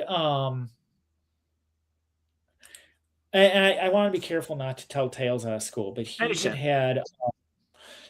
had collapsed, and he was in a coma for a while. And when he came out, I talked about the crazy artist gene. And that is something that we all deal with. And we all have our demons. Len had his demons. I've got my demons. Mike had his demons for sure. And so Mike had a lot of issues after he came out of the coma. And he didn't take care of himself. And so one of the last times I saw Mike, so he was in Key West. And then he moved back to Chicago. Oh. And he couldn't handle the cold, and he moved back to Key West, and that's where he passed away. But we had when he was here originally, we would go out for lunch. And did you ever go to Carmen's Pizza over by? Oh, sure, I remember Carmen's. Yeah. So we used to go to Carmen's and look at my artwork, and he was great. He loaned me. Where is it? Carmen's Pizza is too funny. So Mike Parabek had loaned me this book. This was Alex Toth, Zorro, sure. Heroes. And you can see I got it all marked up because I'm looking at stuff. Toth is incredible. Absolutely, man. A wonderful person. But he loaned me the book, and he was always like, oh, you're not paying for lunch. You're never paying for lunch when I'm here. And he used to give me all this paper from DC. And actually, and I want to show you, I've got a couple of his things. So he made this for me for my birthday. Hold on. Right before he moved to Key West. Wow. That, you see, again, everybody, that's Mike Parabek right there. I have something else behind me. You can see it on the camera. I'll pull it out in just a second. Okay, but that almost Bruce Timm-like kind of, really, I don't even know how to describe it. You're an artist, Scott. You tell me. But he had a cartoony style, and so it evokes that golden age spirit. It does, but it is still very modern and a really fresh take, and that's truly this is what Len really benefited, especially on Justice Society, by Mike's art, because certainly that is what gets us excited. Yeah, there you go, man. So, It reminds me of my friend. I don't know if you know Scott McMahon from Toledo. Scoot. Yeah. Okay. And yes, Scoot's got the same kind of energy in a lot of his stuff too. He's less cartoony, and when he tries to do more traditional superhero, I've got a flash from Jay Garrick that reminds me of what Mike has there and everything. So Paul Fricke inked this for me. Beautiful. And that was about a decade ago, and he inked the other one for me as well. Wonderful. But I want to tell you about this one real quick. So, so when the JSA came out, I told you that story about how I met Mike walking down the street. Yeah. And I immediately wrote to the editor, and it ended up being printed in the comic. And the thing that was really, and I'm kicking myself now. And I'll tell you why in a second, but it was one of those things where the letter was printed in the comic. And the first time I met Mike and he looked at my artwork, he was like, "Do you want to see what I'm working on?" I'm like, "Oh yeah." And he's like, "Oh, come on back." Cause we were supposed to go, there was a Denny's over on Broadway, over by Loyola, which I never went to. And it's long gone now. I think it's a CVS now, but they were closed. And so we ended up hanging out on Loyola's campus. And that's where I went to school. I went to Loyola University in Chicago here for undergrad. And we went into one of the libraries in this area and stuff. And it was 2 blocks away from his house, if even that, or his apartment. And so we go over there. And it was the first time I had been in an illustrator's studio, with the exception of my dad, who had drawn. And I'm going to describe it. So on the wall, he had a frame cover of El Diablo, which was his first ongoing series for DC. And it was a studio apartment. So his drawing board was right there in the middle of the room. Sure. And he had a dog and stuff. And so he's showing me, and it's these JSA pages, and it's JSA number 6. And then he showed me the splash page for JSA number 7 as well, which had Jesse Quick running along the beach. But the issue of the book that my letter was printed in was number 6. And so it's that issue means a lot to me, because not only am I in there, but I saw those pages, and I was one of the few people, with the exception of probably Len and Mike Macklin, who inked the book. I'm probably the only person who saw those pencils. Wow. And it was super duper cool. And it was, I remember I went home and I drew, but the reason I'm kicking myself is I was at Graham Cracker's Comics downtown in the Loop here in Chicago. And on Wednesdays, if you buy something from them, you can go through their dollar bin and get 3 books for free. And that JSA number 6 was in there. Oh, wow. And I have it. I have it bound, and I have it an actual single. So it's not like I didn't, but I have photo scrapbooks. I have photo scrapbooks basically from the time I was born to now. Wow. And I never really got any photos of Mike Parabeck, but I'm always changing things out where it's oh, this should go in here, this should go in there. And now I'm God, I wish I had bought that, because then I could have cut that out. I could have put it in the scrapbook. But anyway, that's it's a really, really, really long story. But go ahead. I was going to, unless you have more, because I was going to say, if we can wrap up, I do have more. All right, go ahead. Okay. So going back to Len Strazewski, when he was at Columbia College, he took a sabbatical for a year, and he decided that he wanted to do a couple comic projects. And so I got 2. I think Andrew Peepoy got 1. I think Scott Biederstadt got 1. I'm pretty sure that Paul Fricke got 1, but I'm not. I'm going to be talking to them and finding out if they. But he was going to put together this book, and he never did it. So I've got the artwork, and I want to show you the artwork for it real quick, and then I want to talk about Superhuman, and then we can wrap up. Is that okay? Well, because I wanted to also acknowledge his inspiration for a Visitation story as well. But go ahead. So you lead the discussion. Go ahead. More than just that, but yeah. So the first story he gave me was a thing called True Colors. Stand by, zooming in. Here. Okay. And then he did something called Milos, and that was actually in that Columbia thing. Okay. Oh, in the 5. Right. So yeah, that's something different. But No, I realize, but I'm just for reference of the video for the video audience. That's what we're talking about. Go on. So this is Milos, and so it's like I said, Len used to get stories all the time. So the second part of that he came up with afterwards, and it was this story he did of this. The Milos guy was basically supposed to be Len, and Len would go to restaurants and he would sit by himself and he would read. And he used to say that he had a mutant superpower where people would come up and talk to him about comic books and all kinds of stuff. And so this particular story and this person right here was one of the waitresses of a restaurant called Morrisland. And it was right over by Leona's, which was another one of Len's favorites. I love Leona's. And she came up to him and she's like, "Oh, I hear you do comics," just like that. And so he like built a story around that about this like magic stuff. And he claimed that he had some kind of gypsy blood in him. And so that was the thing with the Milos character, was he had all these supernatural abilities and he had this gypsy blood stuff. And so so he had this like whole story laid out, and we had worked on that. And then, so real quick, and I'm going to show you what this is.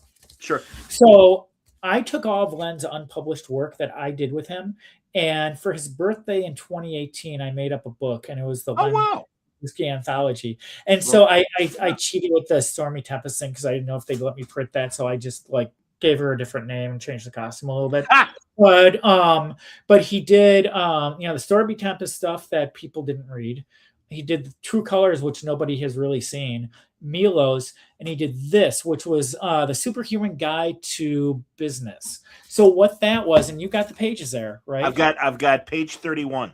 All right, let's see page 31. All right. So Paul Fricke, I mentioned him. He did the inks on that, and he did the lettering, and I was super duper excited. Looks great, man. So those are your pencils, right? My pencils. Paul actually made it a little bit more cartoony, but it worked. Because my stuff is a little bit more realistic. Yes. But the thing that I loved about that experience with Paul and with Len was the fact that Paul had inked Mike Parabeck and Mike Macklin, who had done the JSA, and Rich Burchett, who had done the Batman Adventures with Mike. Sure. They both did a fine job. But I thought that Paul's work, he gave so much flourish to what Mike was doing. And I was super duper excited to see my stuff with. And so Superhuman, if I may, yeah, was part prose, part graphic novel. Am I correct? So the way it was going to work, it was going to be a business book. And Dave Galenti was a friend of Len's. He's still around. He's in kind of rough shape now too. Actually, he told us, I could tell the story when I was visiting Len in the hospital. Angel, who had been Len's caregiver, she got like some kind of alert that Dave had to have like ambulances go to his house. So, and Len was his emergency contact. So his emergency contact was laying in the hospital, and then he's like, and he was fine. I mean, nothing bad. I mean, something happened, but nothing that was recovered. But it was, we were kind of laughing about it at the time because it's like his emergency contact's laying right there. But Dave Galenti was he did a lot of business books. So he talked to Len, and this was back around 2013. And so what they were going to do was they were going to do the Superhuman Guide to Business, and the comic aspect, it'd be like 5 pages here, 8 pages there, blah, blah, blah. The comic aspect would be like this superhero adventure. And then it would have like little lessons in there. And so the story was, there was, the main character was Lone Wolf, and Lone Wolf ends up getting kidnapped by aliens, and he's like a Batman type. And so the first page, he like runs into this like alien machine, and they take him away, and there's his cape is blowing, and it's like the Death of Superman thing where it's like blowing, and and then his son has to like take over the business. And his son like marches into the boardroom and he's like, listen here, this is what you're going to do. And you're going to follow everything I say. And everyone's basically like, screw you. And they all like walk out on him. And so then that goes into the business part where it's like, rely on your team, don't tick people off, stuff like that, and then it just kind of goes on from there. So, and so he's bringing these characters in, which are like a Justice League. Actually, here, I'll show you real quick because he even did.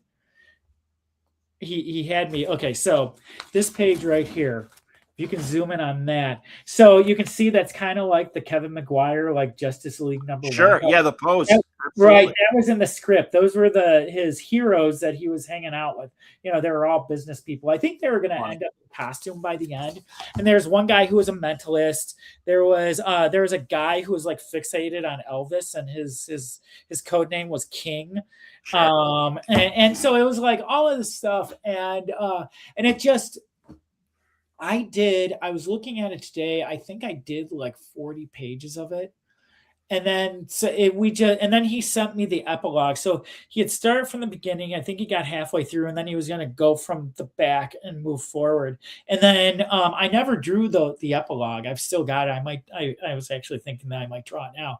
And then it just, for whatever reason, it didn't get printed. So the reason I was showing this is because there are two of these that exist. This one and the one that Len had. Wow. Which I assume that Kevin O'Reilly has now. And those are the only two in existence. But what I want to do, and I haven't talked to them about this yet, but my plan is to see if, number one, Dave Galenti will let us print this stuff. That'd be great. And to print the Milo stuff and the True Colors and whatever he did with Biederstadt and Paul Fricke and whoever else. That's great, man. I hope you come up with either a crowdfunder or something like that for Len fans. And I think that would really be wonderful to see. I certainly hope that project comes to fruition. Should we go to Visitation now? Yeah, talk about Visitations. So tell me again, everybody. Visitations. If you're joining us late on the video, Visitations, of course, is Scott's supernatural book. Give us a little thumbnail of Visitations, Scott. So Visitations is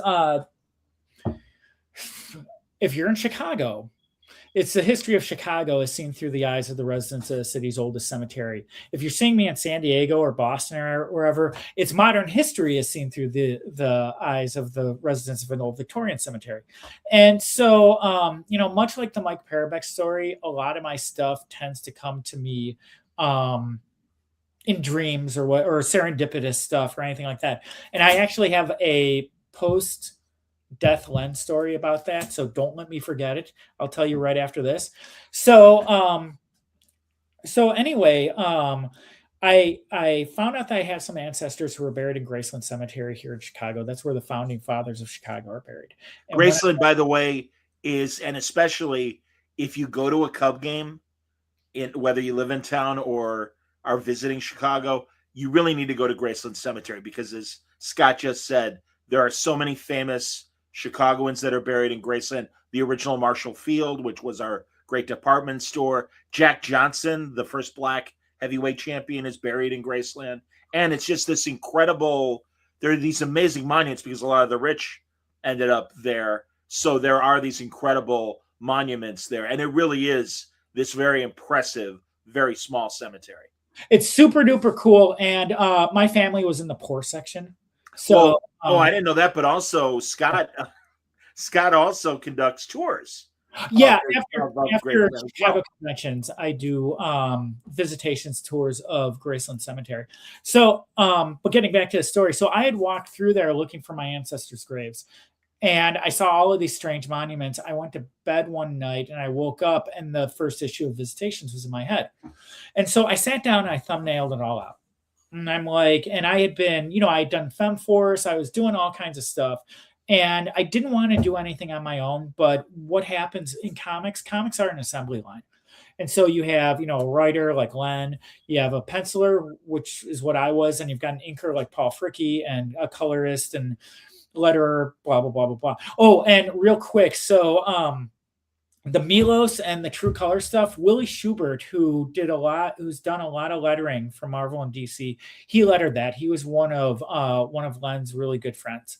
Cool.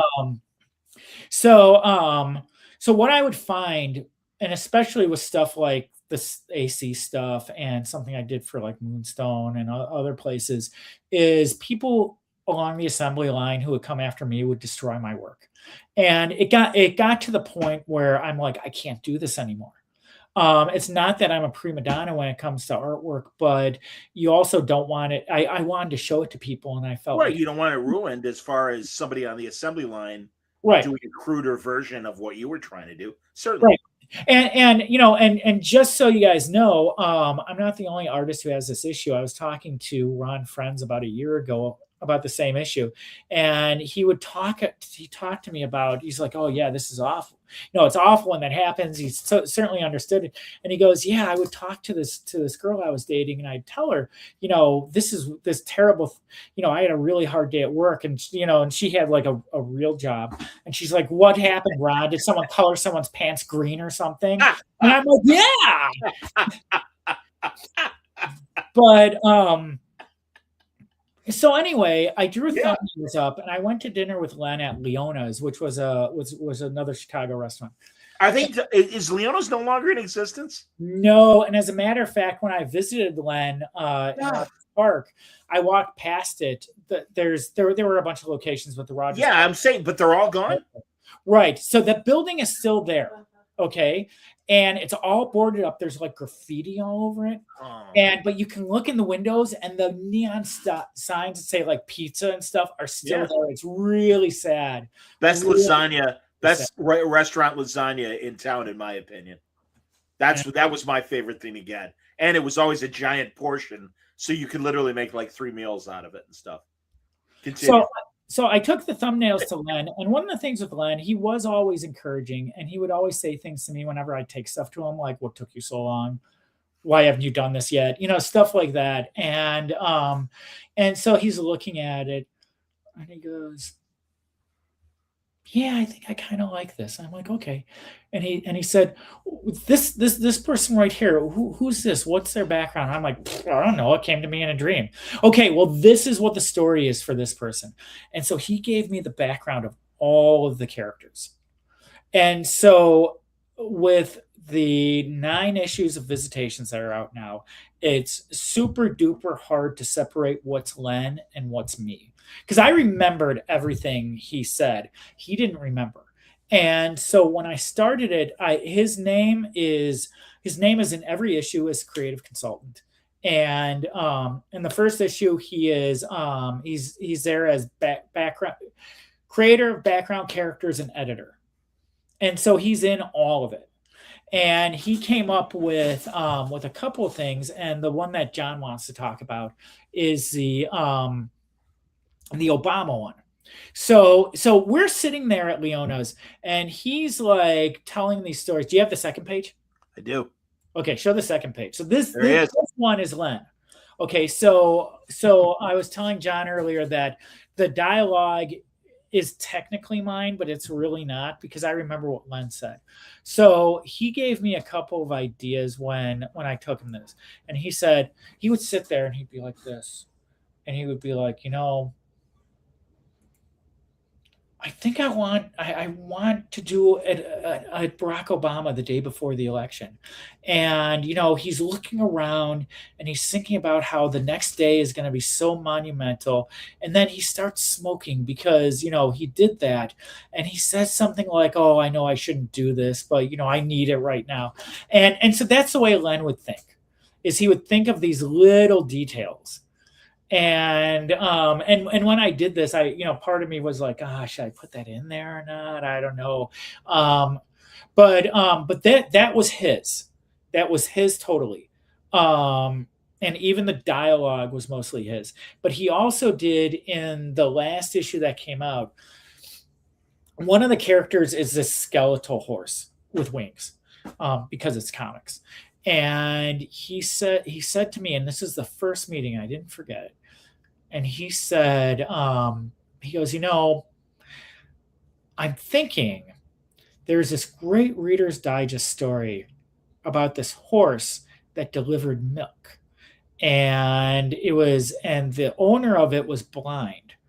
And one day the owner dies, and the family is really worried about money because they're struggling.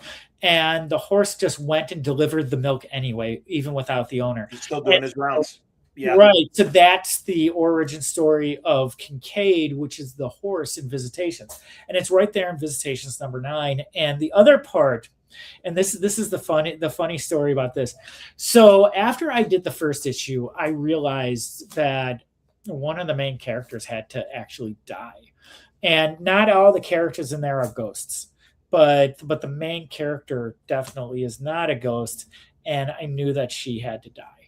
And so I'm like, and the issue's out. I know if you haven't read it, sorry, spoilers. That's just the way it's going to be, because this is a good story, and it's about Len, and it's not about the book.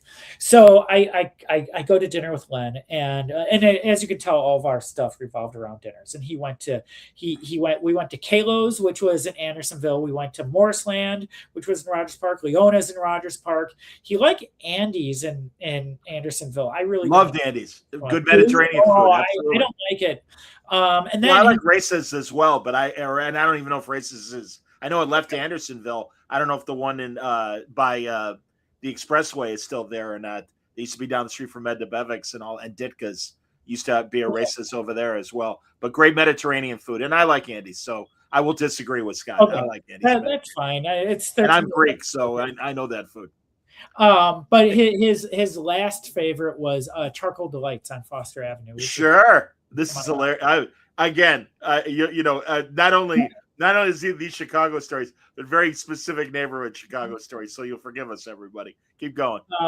So anyway, I call him up and I'm like, hey, Len, I think Nellie has to die. I got to kill off Nellie. And he's like, what? And I'm like, well, she's the most popular character. And, my favorite show is War of the Worlds, and they killed off the most popular character. Okay, so they got canceled afterwards. But still, the 90s War of the Worlds? Yeah, it was such an interesting thing. Sure, big bold choice. Idea of what's going to happen afterwards, but right. And he's like, "That's a terrible idea. That's a mistake. That's the blah blah blah blah blah blah blah." And then the next time I see him, he's like, "Yeah, I miss Nellie." I'm like, "Len, the second issue isn't out yet. She's not dying until number 10. Don't worry about it. She's still there, and you can pick up the comic and see her anytime you want to." So then I'm talking to him, and he decides that she should be the magician's assistant. And I'm like, okay. And so I put her in there as the assistant. And he goes, she should die. And I'm like, yeah. And he goes, and she should be cut in half. And I was like, oh, okay. And so when Nellie dies in issue number 9, she's cut in half. And and the best part about it, so I killed the character off, and I do writing for Fan-Base Press, which is a website that's based out of California, and they've been reviewing my books, and the reviewer is reviewing number 9, and she's been with it from the beginning. And I'm reading the review, and I'm like, why is she talking about number 1, and why is she talking about number 4? And I'm like, she didn't like the fact I killed the character off. And so I send her an email. I'm like, Jody, were you upset that Nellie died? And she's like, well, I didn't really like that very much. And so I started getting all worried about it, because I'm like, oh my God, the last thing I need are like a bunch of fans like being upset with me, like poor Jerry Conway and the death of Gwen Stacy. Sure. And it's not like, so my comic, people are reading the comic, and there are regular readers, and it's not. I want it to be bigger for everybody who's watching this, and who just got the thing spoiled for them. But I've invested a lot in the book, and it's building. It's been building for the past 10 years, and I'm going around with it, and people seem to like it, and so it does have its followers. So so people are coming up to me at C2E2 last year, and I'm selling on the book. And I'm like, okay, just so you know, something really bad happens in this. And the last page of the book, I reveal who the villain is, but I didn't want anyone to just see it, so I made it a connect the dots, so people really have to work at it. That's a great idea. That's fun. I have a fan who is cosplaying as my character. And she comes over and she hangs out at my table and she helps out and she does all kinds of stuff. And it's like, oh my God, she's cosplaying at the character. How is she going to feel? Yeah, this is Nellie, obviously. Yeah. Continue. And yeah, so Madison is her name. So she comes up and she's been doing so much with me that I just made her a character because she cosplays as the character. I made her a character in the book. Nice. So she takes the book and I'm like, oh my God, how is she gonna feel? So she comes back and she's like, this is who the villain is. And I'm like, yes, that's who it is. You're right. And I'm like, so how did you feel about what happened in the book? And she's like, well, what? And I'm like, well, I killed off Nellie. And she goes, yeah, well, you killed off the other character, like over here. And I'm thinking, oh my God, that character's not really dead. And she doesn't know that now. Spoilers for everybody, by the way. Sorry. But I'm like, oh crap, I forgot. In my mind, that character isn't dead. But she just read this. And it's like, and I almost tell her, which I guess if she watches this now, she knows. And I'm like, well, how did you feel about that? And she's like, well, it was fine, but it was really bloody. And it's like, well, she got cut in half. Of course it was bloody. You know, you have her legs on one thing and her like body over here. It's like, but she's not coming back. It's like she got Darth Mauled. So that has been the only review of that. And a quick side note. So there's a connect the dots for everybody. To my knowledge, Maddie is the only person who's connected the dots. No, I want people to connect the dots. Well, I understand, but also, I'm planning on revealing who the villain is. I can't do it if no one knows. That's fair. It's be a surprise, and they have to work at it. That's a good point. So I want to tell this real quick story about Len and his post-death psychic message to me. Before you do, I apologize to the chat. I didn't realize there were some comments waiting. And one of them was from Sean, who says, too bad that Len put so much into the Ultraverse and it will never be reprinted. Yeah, I was looking for, like you said, that crossover with Spider-Man on like Marvel Unlimited. Couldn't find anything if Len had written anything else for Marvel. And I don't know if he did or not. No, he didn't. And hey, Sean, if you want that stuff reprinted, harass Marvel about it. You know, the good part for them now is Len is gone, so they don't have to pay him. Norm is gone, so they don't have to pay him. True. But the third person involved, whose name I'm not going to mention, is still around, so they'd have to pay him, and that's probably something they don't want to do right now. But if you want any of that stuff reprinted, let them know. Oh, and real quick, so the JSA. Yes. JSA, they reprinted. You got a trade? This thing, which is the first miniseries. Yep. And the second series has not been reprinted in the United States. However, it's coming because DC did print it up, and it's being sold in England. Wow. And so it is coming. Wow. Whether they're planning to do it like now or some other time, I don't know. Again, Len is gone, Mike's gone. The other Mike is gone. They don't have to worry about paying residuals. Wow. Well, and also, they've been doing those DC Direct books that are like 5x9 and only $10, and that would be the perfect size to bring this those thing. back. So apparently, someone was selling it in Vegas, and Scott Bieterstadt got a copy and gave it to Len while he was in the rehab center.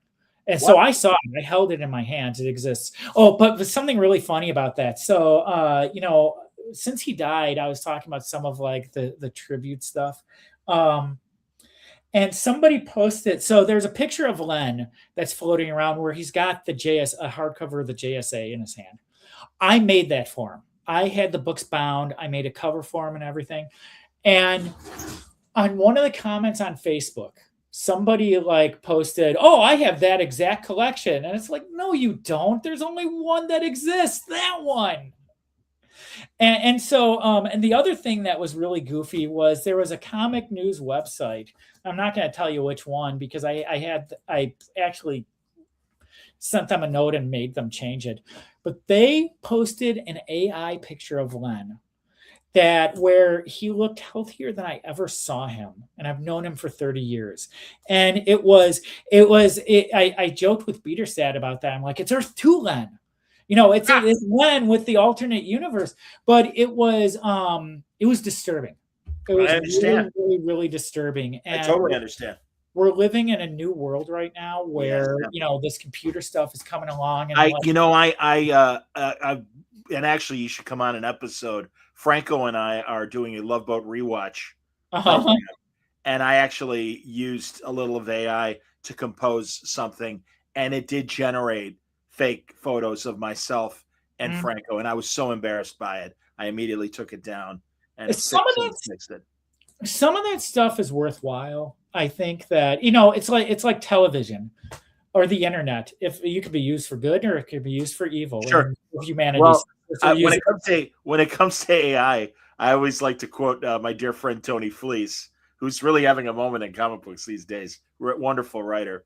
And he's doing Deathstroke right now for Marvel, or for DC rather. And he said, the thing about AI is it's like masturbation. It's a lot of fun, but nobody wants to see you using it. Well, somebody had sent us a photocopy of a picture of our house from 1919 last fall. Wow. And I threw it because it was a photocopy of a photo.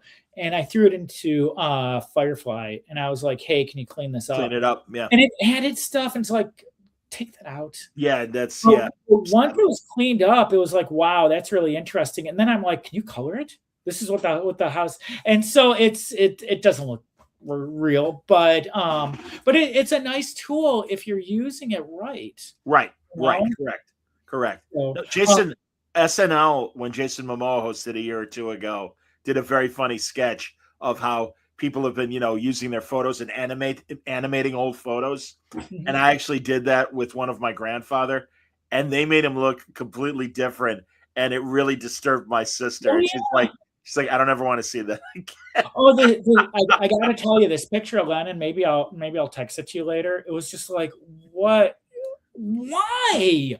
There's like a million pictures of him out there. Why did you have to do that? Well, like the one that I grabbed. Yeah, like this. What made you think people would? You know what? And I hadn't seen that picture before. Even though I watched that video. That I was going to say it's from the video. Yeah, it's from. Yeah, I realized that the video. Showing it. Sure. But it was like, what makes you think that somebody wouldn't say something? Yeah. What's wrong with you? Are there any more questions in the chat? No, I think we're all caught up. Although someone, I didn't think, again, I guess I'm being corrected because someone said every issue of The Fly here. Was that Sean again? It was Sean, or no, it was Brad. No, Excuse me, Brad. They all had a tribute box on the credits page of each issue of The Fly to Jack Kirby. Very classy. Contemporary comics should do that as well. Well, I certainly agree with the sentiment, but yeah, I did not. Forgive me, everybody. I didn't realize The Fly was a Simon Kirby collaboration. There you go. That's the last comment. Other than Brad saying that he misses Haley's comics as well. Isn't that the one that was? Isn't that down the street from me on Western? That I don't know. No, Variety was on Western. That's right. It was Variety. You're right, and it's still there. And of course, further down. No, did they go away? A decade ago. There's another one that is there. Dark Tower is on. Well, Dark Tower, sure, Mark's store. Mm-hmm. The former he's got two stores. Oh, I don't know about, and he might, but the former broadcast home of the podcast Comic Geek Speak. They would. I know. I remember that every Friday. I remember. Oh yeah, I remember. But yeah, there is another one right by me that's just north on Western. I think it's before Irving. Yeah, it's before Irving Park. It's between Addison and Irving Park. And I know everybody, I know my fans in Australia right now are writing that down for the next time they come to Northwest Chicago, to our neighborhood. So anyway, But yeah, no, I think we're out. We could wrap up then if you want. Okay, so I wanted to tell you real quick about the post-death Len psychic story. Yes, indeed, please. So, all right. So here's one of the things about Len was he it's like I said, he had this gypsy blood stuff, and he did tarot card readings. Actually on Christmas Eve we would gather at like the Morrisland, and in recent years he did it with people over at the Candlelight, which is over on Western, that pizza place, and there were the waitresses would like gather around him. You know, they'd all come. I knew all their names. Actually, some of them like helped serve food at my wedding. So they were attracted to him because he was always talking and always. And so he did tarot card readings, and he always talked about like some of this stuff that was going on. So when I first took Visitations to Len, and he liked it, and he said, "Okay, listen, I want to add a character." And he throws this name out, and the name was some psychic from the 1800s, an African American woman, psychic from the 1800s.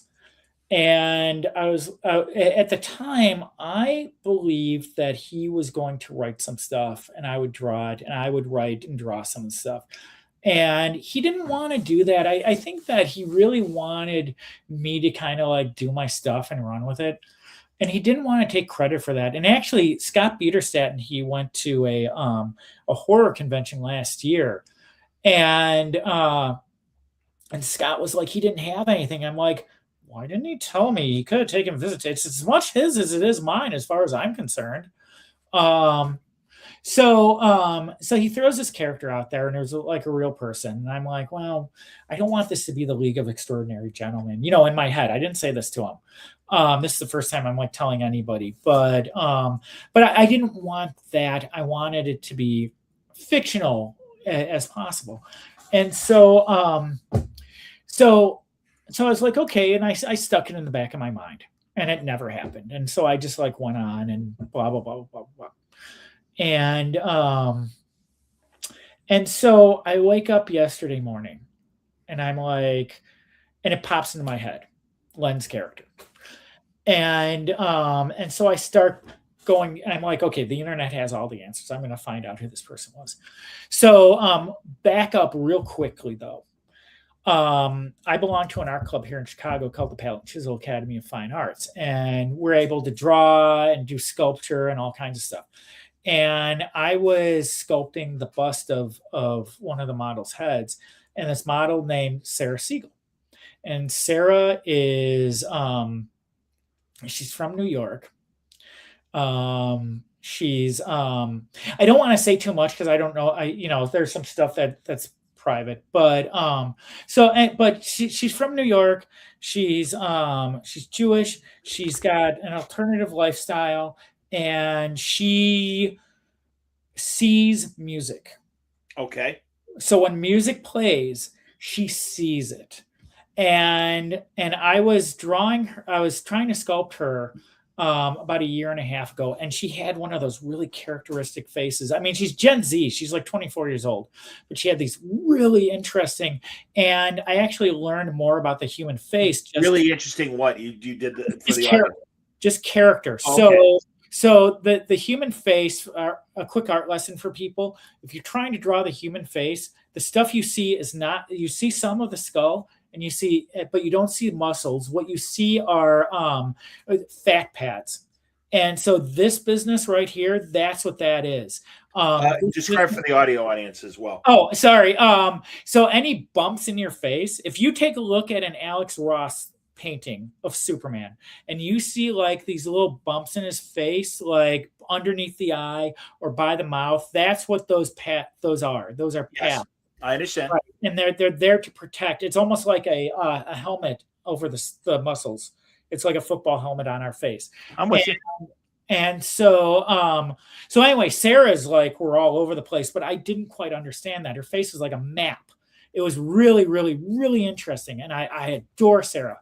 And so anyway, and she did tarot card stuff and blah, blah, blah, blah, blah. So I'm looking up this character that Len suggested, right? And I find this article with like the five black women seers of like the 1800s, the 19th century.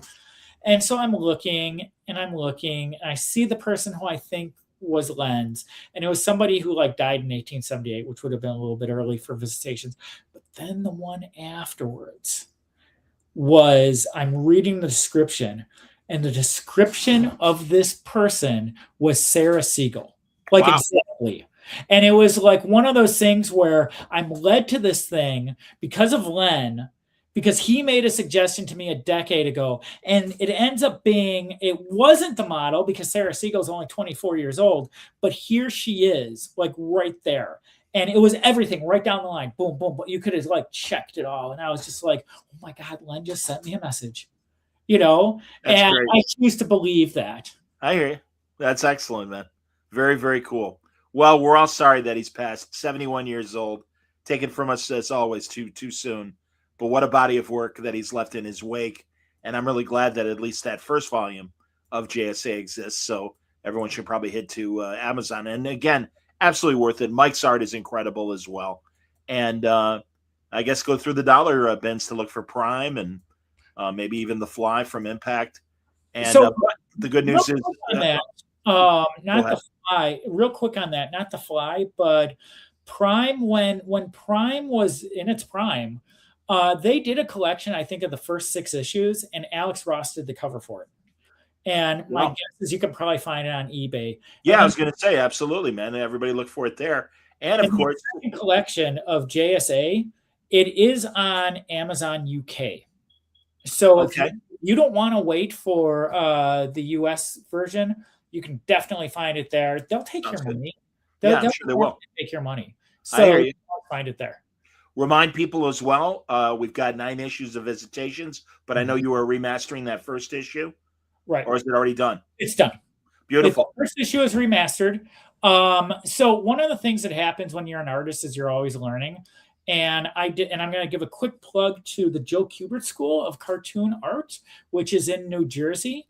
I took a lettering and a coloring class from them online, and it was super cheap.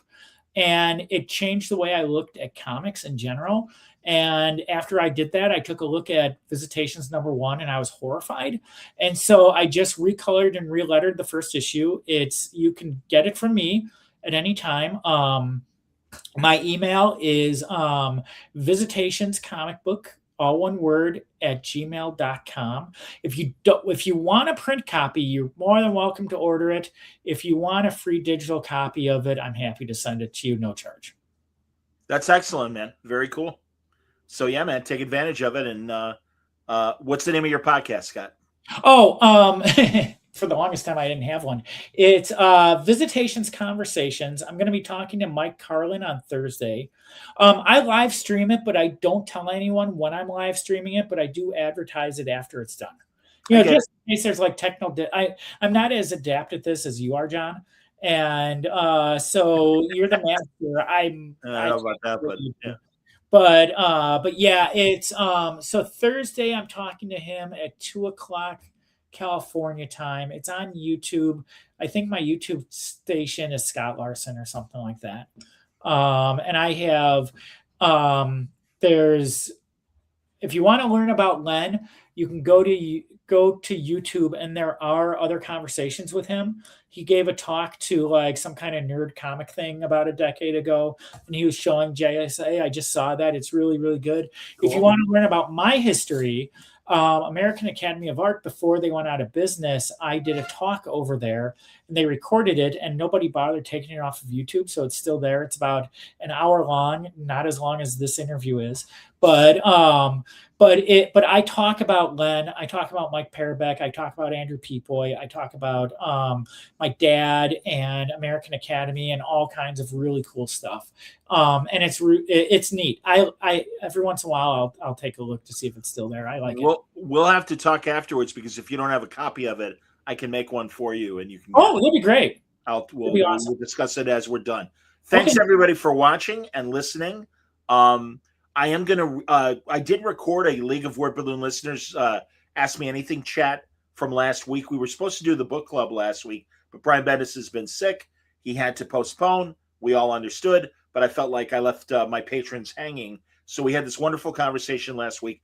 It will be coming out this week. In addition to that, I'm talking to my two favorite Star Trek comic book writers, Jackson Lansing, Colin Kelly. They've done other wonderful books for Marvel. They did a great Kang miniseries, for example, and that's coming up this week as well. That and a whole lot more here on Word Balloon. So until then, thank you, Scott, for hanging out.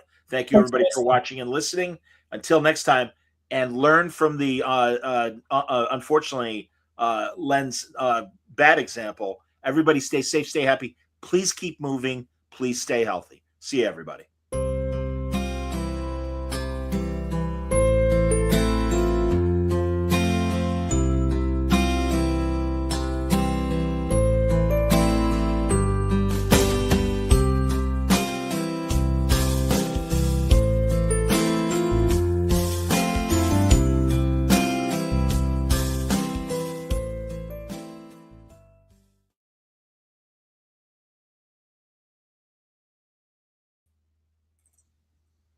Hi. Hold on, we're still on because I apologize, everyone. I've been screwing up and unfortunately playing the ending twice. So now we will just end hopefully right here. Here we go. Take care, everybody.